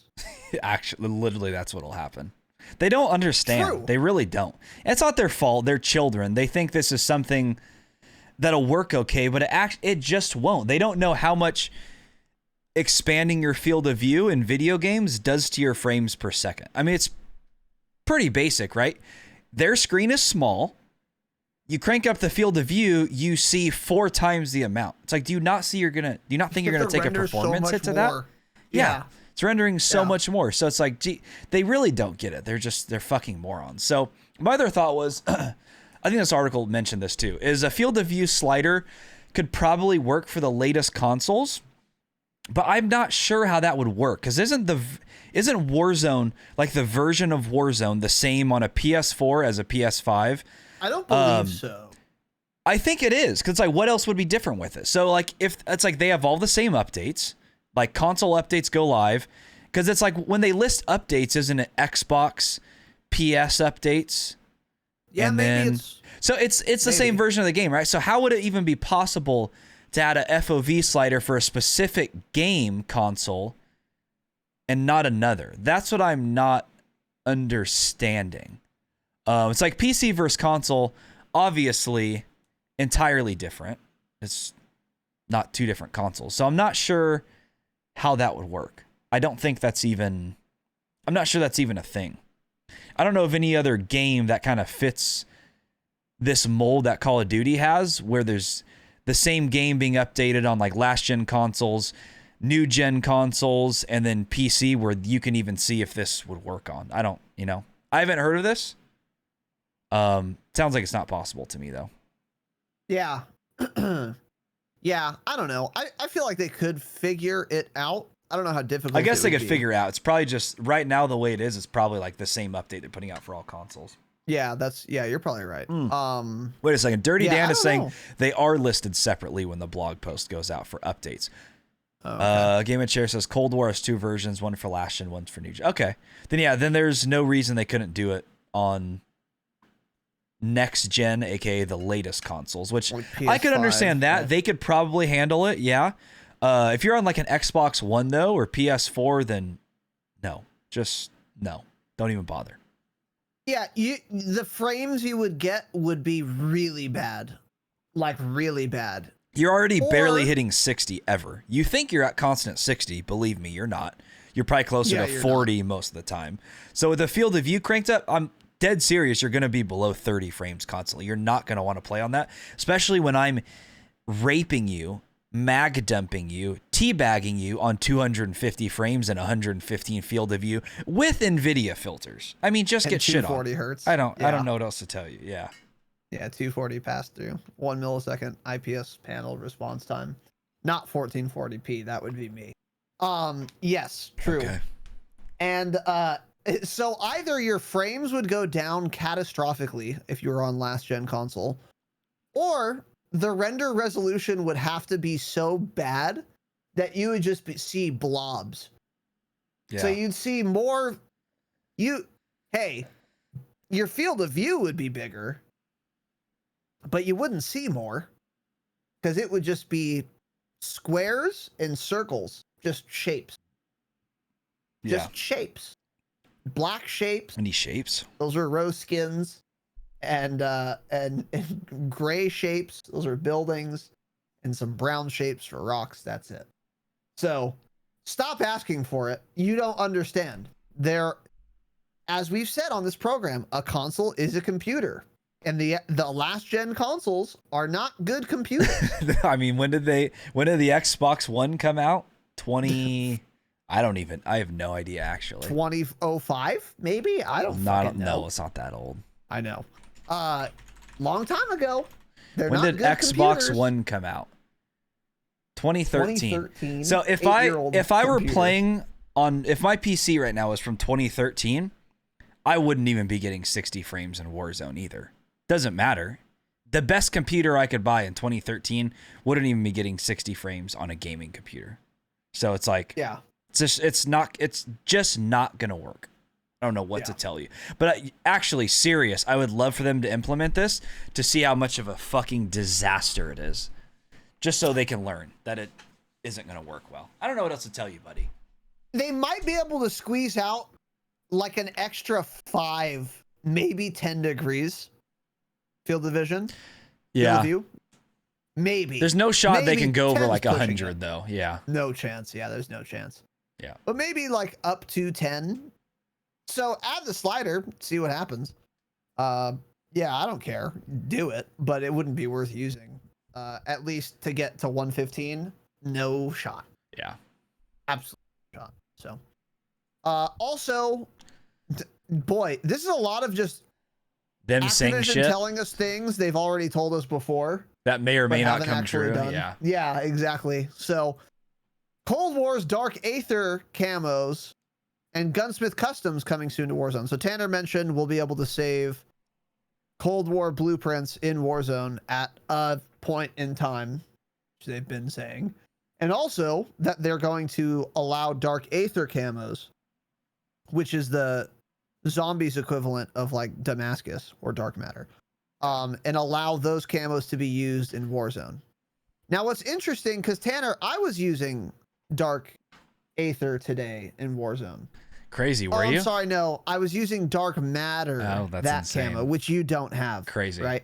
Sorry. My Well, bad, I if forgot. you read So my I was last using little Dark note down Matter, there, which it says is in Warzone, but Cool. Dark Aether isn't. So. I mean, if you read my note down there that I wrote this note hours before I knew you even had dark matter, it says this will make me mauled because I don't have dark aether. I will never know how to say that word, and I don't care.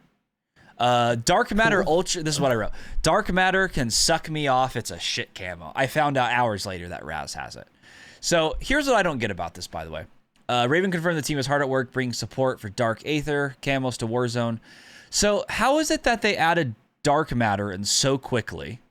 I don't think it was on launch, but it was shortly after, wasn't it? Was it on launch? Was on launch. Yeah. So why not Dark Aether? Dark Ether? I genuinely don't understand it. Like, he's making it sound like, I think he says in this article. Let me find it.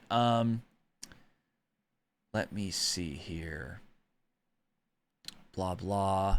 Okay, he explained there's a lot of work still to be done for bringing Cold War zombies camos to Warzone weapons because of the differences in how some weapons look and feel once those camos are applied. I'm zero understanding as to what that means compared to dark matter. What is that telling us? That different look and feel when they're applied. Like he's making it sound like when you apply that camo, your gun in Cold War is giving you a 10% damage bonus. I mean, what the fuck does that mean?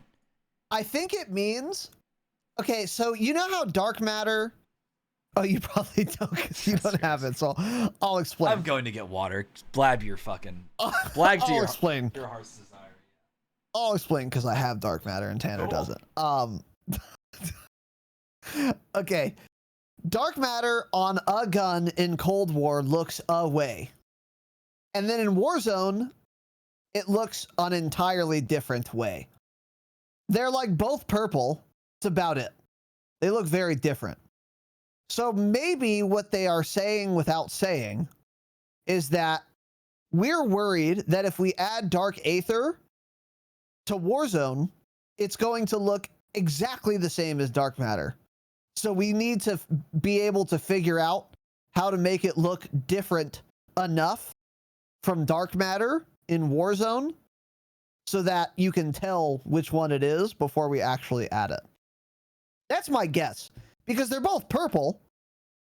And so I could see if they like just did Dark Aether right now, it would be indistinguishable from dark matter, or like so similar that like no one would be able to tell. That is, I think, maybe what they mean, but I don't know. Now, Tanner, let me ask this. If they do add Dark Aether to Warzone and it looks really good, like you think it looks, because you think Dark Aether is awesome, would you consider getting Dark Aether by playing Cold War Zombies a fuck ton so that you can use it in Warzone? Or would you absolutely fucking not consider doing that? Because I'm going to be honest, I don't know how long Dark Aether takes, but if it's easier than Dark Matter to get, I might fuck around and do it. Now, would I use it? No. Not unless you didn't have it. Well, so I would use it up until the point that you unlocked it, and then I would go back to Dark Matter. But what are your thoughts? Well, here are my thoughts. I didn't hear 90% of what you said because my house is so large. I was at the other end of it. My SteelSeries headset didn't pick it up. But all I heard was, so I'm going to assume what you said was if they add this to Warzone, will I be getting the camo? Is that what you said? Would you consider getting Dark Aether? Not a fucking shot, Warzone? no. Cool. It's as simple as that. I don't know what to tell you. No. Absolutely Cool. not. Not playing What zombies if it's that pretty long. easy to get? It would Oh, take a of course while. it's easy to get. It's just time consuming because it's zombies and it's the most repetitive thing I've ever done in my life. So there's a 0% chance I would go for it. Now, if that camo was the multiplayer Dark Matter camo, then I would have gone for that off the rip no matter how much I dislike Cold War. I would have gone for that because the camo looks awesome. But the fact that I have to play repetitive zombies to get it, no, of course I'm not doing it. Cool. Yeah. Cool. I don't know what to tell you. Never gonna happen though. So appreciate it, buddy. Thanks for wasting your time asking such a ridiculously stupid question. Okay. I mean, it's truly one of the dumbest things you've ever asked on this program. Yeah, that's perhaps true. So we'll move on here. We'll move on. Yeah, Next article. Warzone devs confirm fix to stop players glitching under Verdansk. TLDR: don't go near stadium or airport, or basically anywhere on the map. Stadium and airport are the two biggest places. There's an easy glitch to get underneath the map. You get killed to somebody underneath the map. You can't do anything about it. Raven has confirmed that they have a fix for it and it's coming soon. So I'm actually expecting that, honestly, probably to come this week. I'm expecting to see that like probably in a Thursday update or something, but we'll see. I was going to add these, but we'd already gotten them, yeah. But yeah, so that's good. Because that's, I haven't been killed by it yet, but I haven't played as much Warzone as I would have liked to so far. Well, actually, in a lot of my free time, I've been playing Cold War multiplayer or just Plunder to level up a bunch of weapons I didn't have leveled up. So, been kind of busy doing that. Don't be Tanner. Use double weapon XP weekends. That doesn't happen. Well, why don't you end it all? But yeah, another thing, of course, yeah. another thing in regards to bugs and glitches like that. Invisible Warzone buildings are destroying helicopters. So this primarily, I believe, is an area it's like south of Port, right? Yeah, it's in between like Port, I think, and farmland. Maybe I wrote it down here. It's like in between Port and farmland. There's one specific area where you're flying and you'll just hit an invisible building and explode on impact. The Bermuda cloud. So there's possibly other areas on the map, but that one for sure is a known spot. So that one Raven hasn't commented on if there's a fix coming. That's not as big of a deal though, honestly, as people being under the map everywhere. Dude, the article, the embedded Reddit GIF, the caption is, so the new map has invisible hitboxes. Nice! Oh, yeah. Oh my god, so funny. With an exclamation point. And you see the dude just flying a helicopter and he's just instantly shit on. Yeah, it's a disaster. I mean, I don't know what to tell you. That's so fucking funny. He's just flying and it just explodes. Nice, man. Nice. Awesome. So that's two pretty fucking big bugs. Honestly, that's not great, but it's still less than I expected. Yeah. Honestly. Same I here. expected agree. worse, actually. I agree. So, not that these are good things, but yeah, I expected worse. So there's that. But yeah, be careful flying from port to. Looks like if you go from port to farmland, you might be in danger. You're fucked. Yeah. Yeah, but if you're I think that's the only one we've discovered. Yeah. I'm curious to see what new Easter eggs are on this map because I haven't heard any talk about that, but I don't believe there aren't any. I bet you there's some weird shit. Like, what's up with that tunnel north of Quarry? I said that right away when OP Marked was showing the new map in that private lobby. No, you didn't. I was watching his stream and I was like, dude, that's going to be opened at some point for sure. Because it's just a regular door and there's like a large tunnel and it's just the door is locked. There's no way that's not going to turn into something. But yeah, other than that, I don't really fucking care, right? Yeah, I mean, for sure. If you want to add in bunkers and then some kid can crack them and give me the codes and I can set them as my desktop background and I can go in there and get a bunch of loot, I'll be okay with that. Do I care if we don't get that? No shot. Doesn't matter to me. It's gonna open in season 4, and there's gonna be like Nova 6 gas behind a wall you can't access, and that's gonna be what happens in season 6. Or something. Actually, probably exactly what'll happen. Yeah, they'll build it up season 4 or 5. Yep.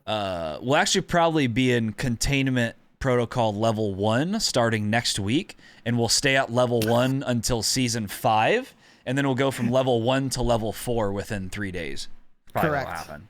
Yep. So. Which makes perfect sense. Yeah. So next step here, I think we talked about this last week already, but just a reminder and to touch on it a little bit more. DLSS is in Warzone for those PC players. If you have... Wait, do you have to have an NVIDIA graphics card for this? I guess you do. And I think it has to be...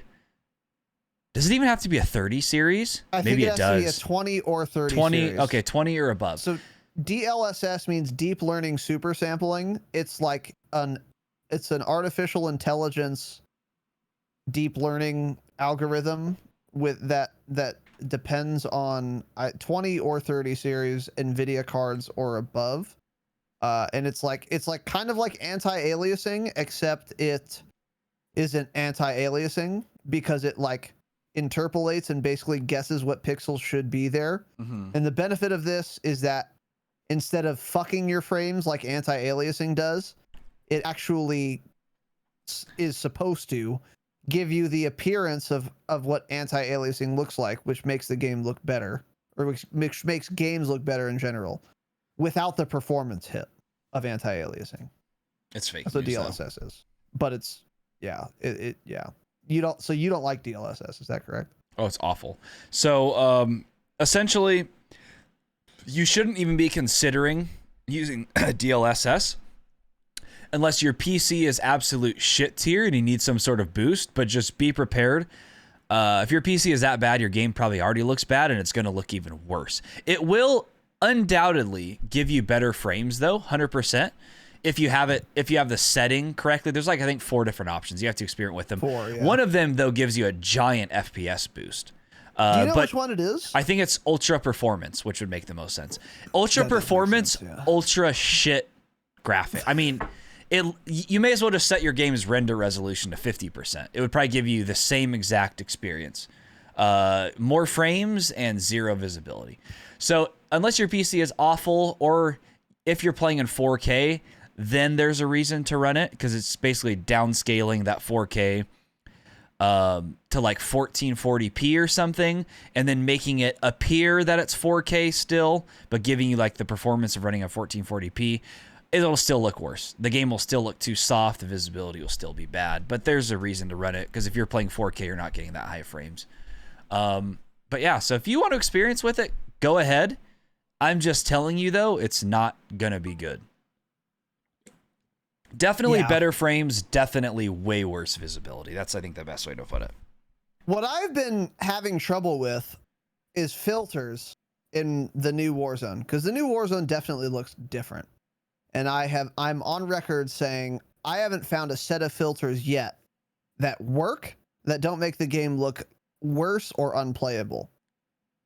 Now, what I tried to do today, which I'm going to experiment with more, is I turned on Iron's latest filters, which I had tried before, and they are unplayable. But in conjunction with Iron's filters, I turned on DLSS. And it seems to be the best visibility I've gotten yet. Now, my theory was DLSS makes your game look You are fake news. soft and blurry. Mm-hmm. It's actually exactly what it is, yeah. And Iron's filters are like max sharpening, which like counteracts that. Yeah, he does like sharpening in his filters, doesn't he? Super sharp. So my theory was the sharpness from the filters will counteract the blurriness from DLSS. So I'll get the benefit of the visibility of the filters, but then I'll get those frames back by turning on DLSS. And then on top of that, hopefully the visibility is better than the filters on and DLSS off. And I haven't played for very long doing this, but it seems to be working so far. It seems to be better than any other combination, including no filters and no DLSS. That's something worth investigating for those of you listening. So keep that in mind. Yeah.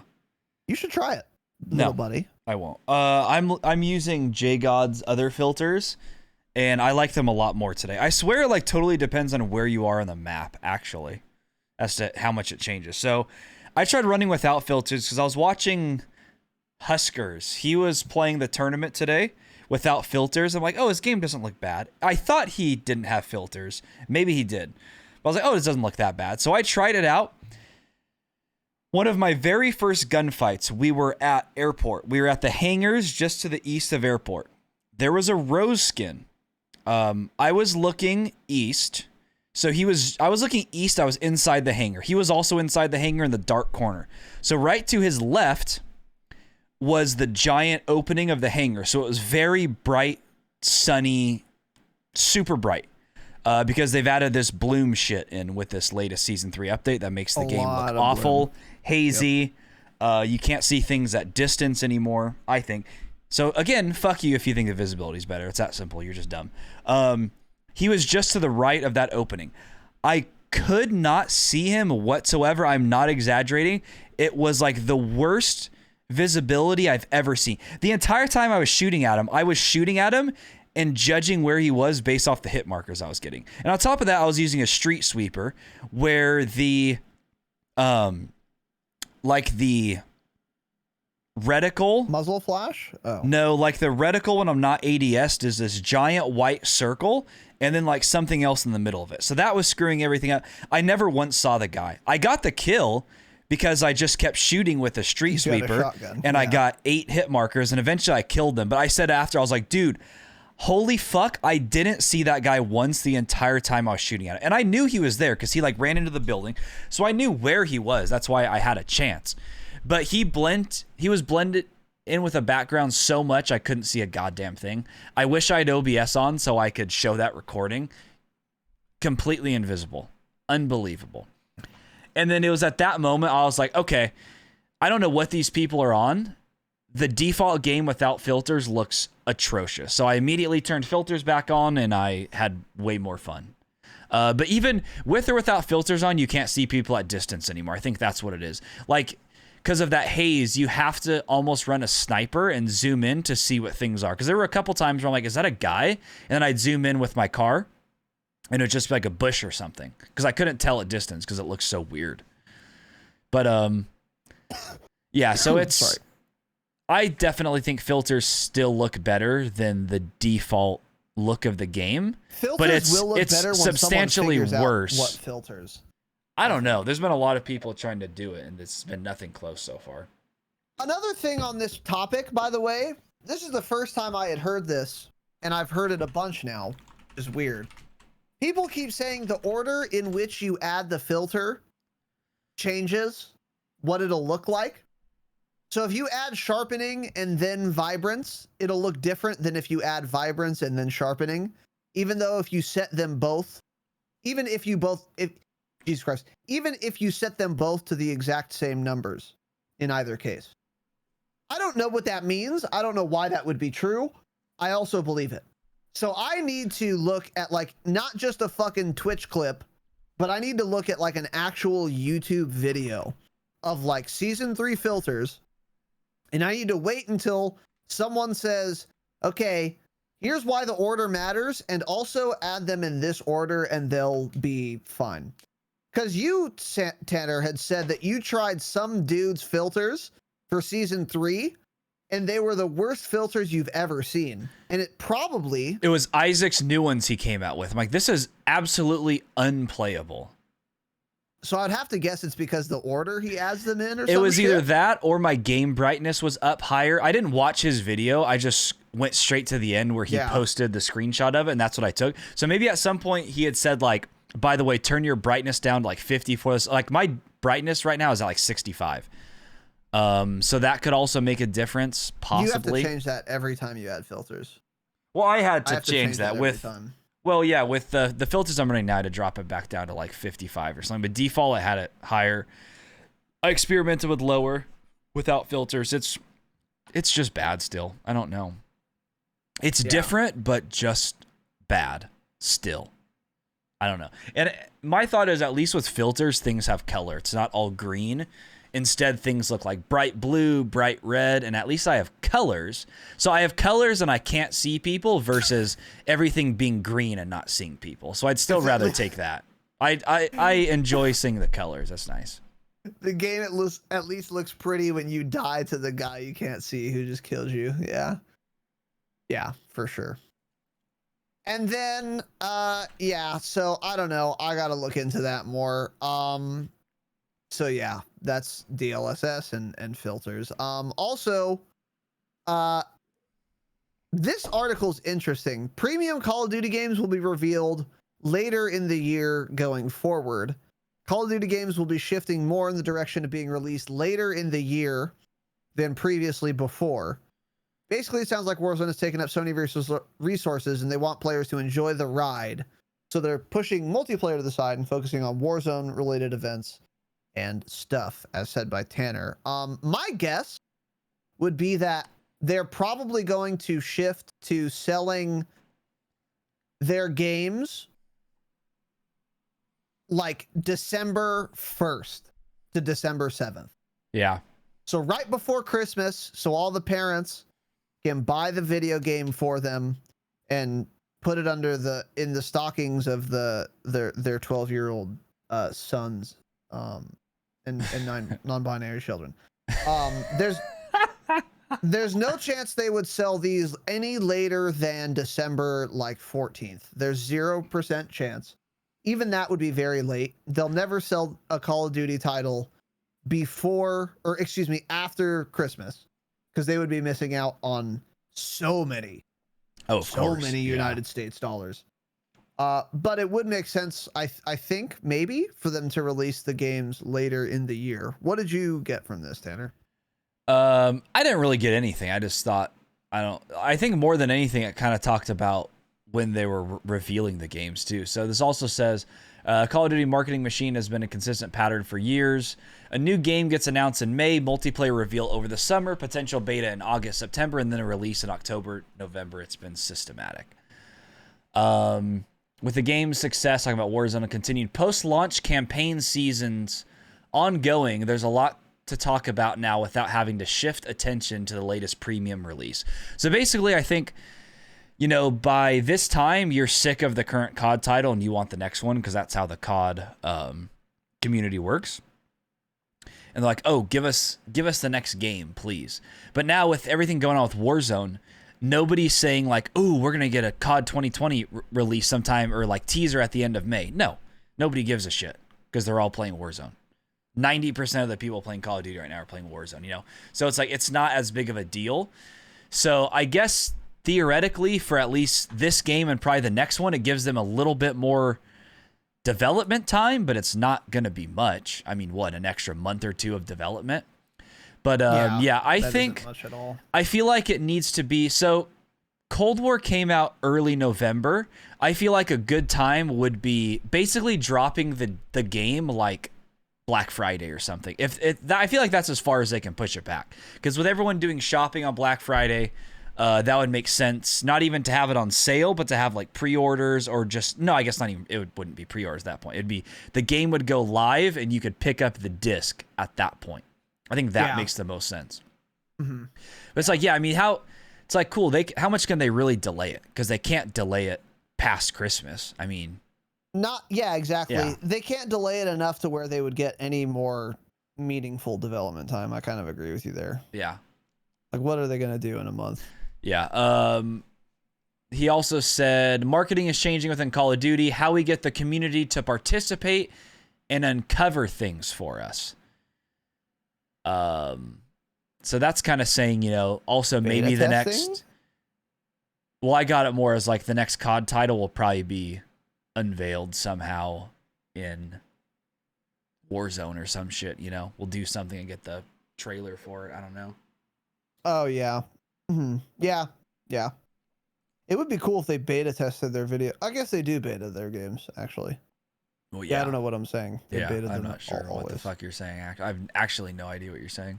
Well, I'm fucking dumb, so Yeah, yeah. cool. Yeah, so that's interesting. And then on the topic, by the way, of Call of Duty games coming out.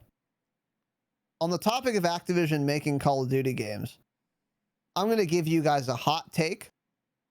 There's going to be one in 2021. Now, this, of course, shouldn't be a hot take, but there is some fake news floating around. I don't know who started it. I don't know what absolute moron thought that there might not be a COD 2021.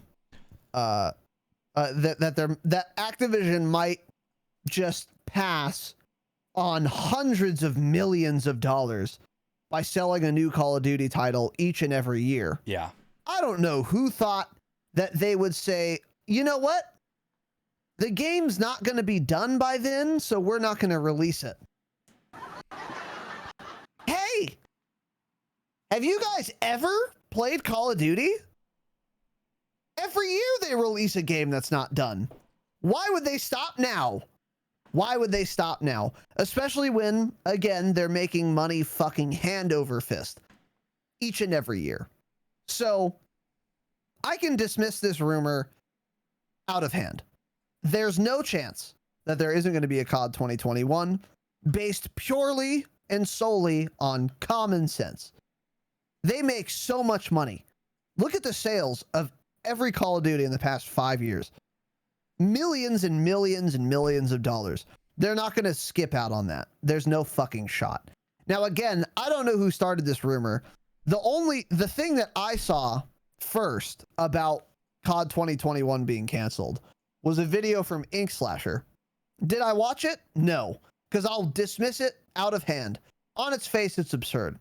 There's no fucking chance there's going to be a COD 2021. So whatever source Ink Slasher thinks he has, or anyone else, or whoever the progenitor of this fake news was, they're wrong. Because common sense. Also, we can take the word of one of, if not the most trusted leaker in the Call of Duty community, friend of the program, Tom Henderson. And Tom Henderson tweeted yesterday that there are 2 guarantees in life. This tweet is a little too cutesy, by the way. Let's tone it down, Tommy. There's 2 guarantees in life. We will all die, and we will get an annual Call of Duty title. Obviously. So I didn't need Tom to tell us that, but there's just some more credibility to the fact that, of course, we're getting a COD 2021. Let's hold on. You know what? Let's do some investigation. Black Ops, Cold War, sales 2020. By the way, in regards to that rumor about there not being a COD title this year, and it was like Modern Warfare 2 remastered or something, Charlie Intel came out. Charlie Intel said just before he started the pod, there's a lot of rumors going on around that. based off a 4chan post. The user who posted it has now came out and said he made up his info and he didn't expect people to believe him. So all these fucking morons the last 24 hours, 48 hours, I'm like, dude, there's really not a COD title this year. We're getting Modern Warfare 2 remastered. Sorry. Get scammed. Get baited. I don't know why you thought that. Yeah. So, and yeah, okay. Yeah. And by the way, if you ever hear a rumor like that again, let me just remind you. From November to December of 2020, Call of Duty Black Ops Cold War made $678 million in sales. Yikes. And it was entirely unready to be released. Still not done. $678 million in 1 month.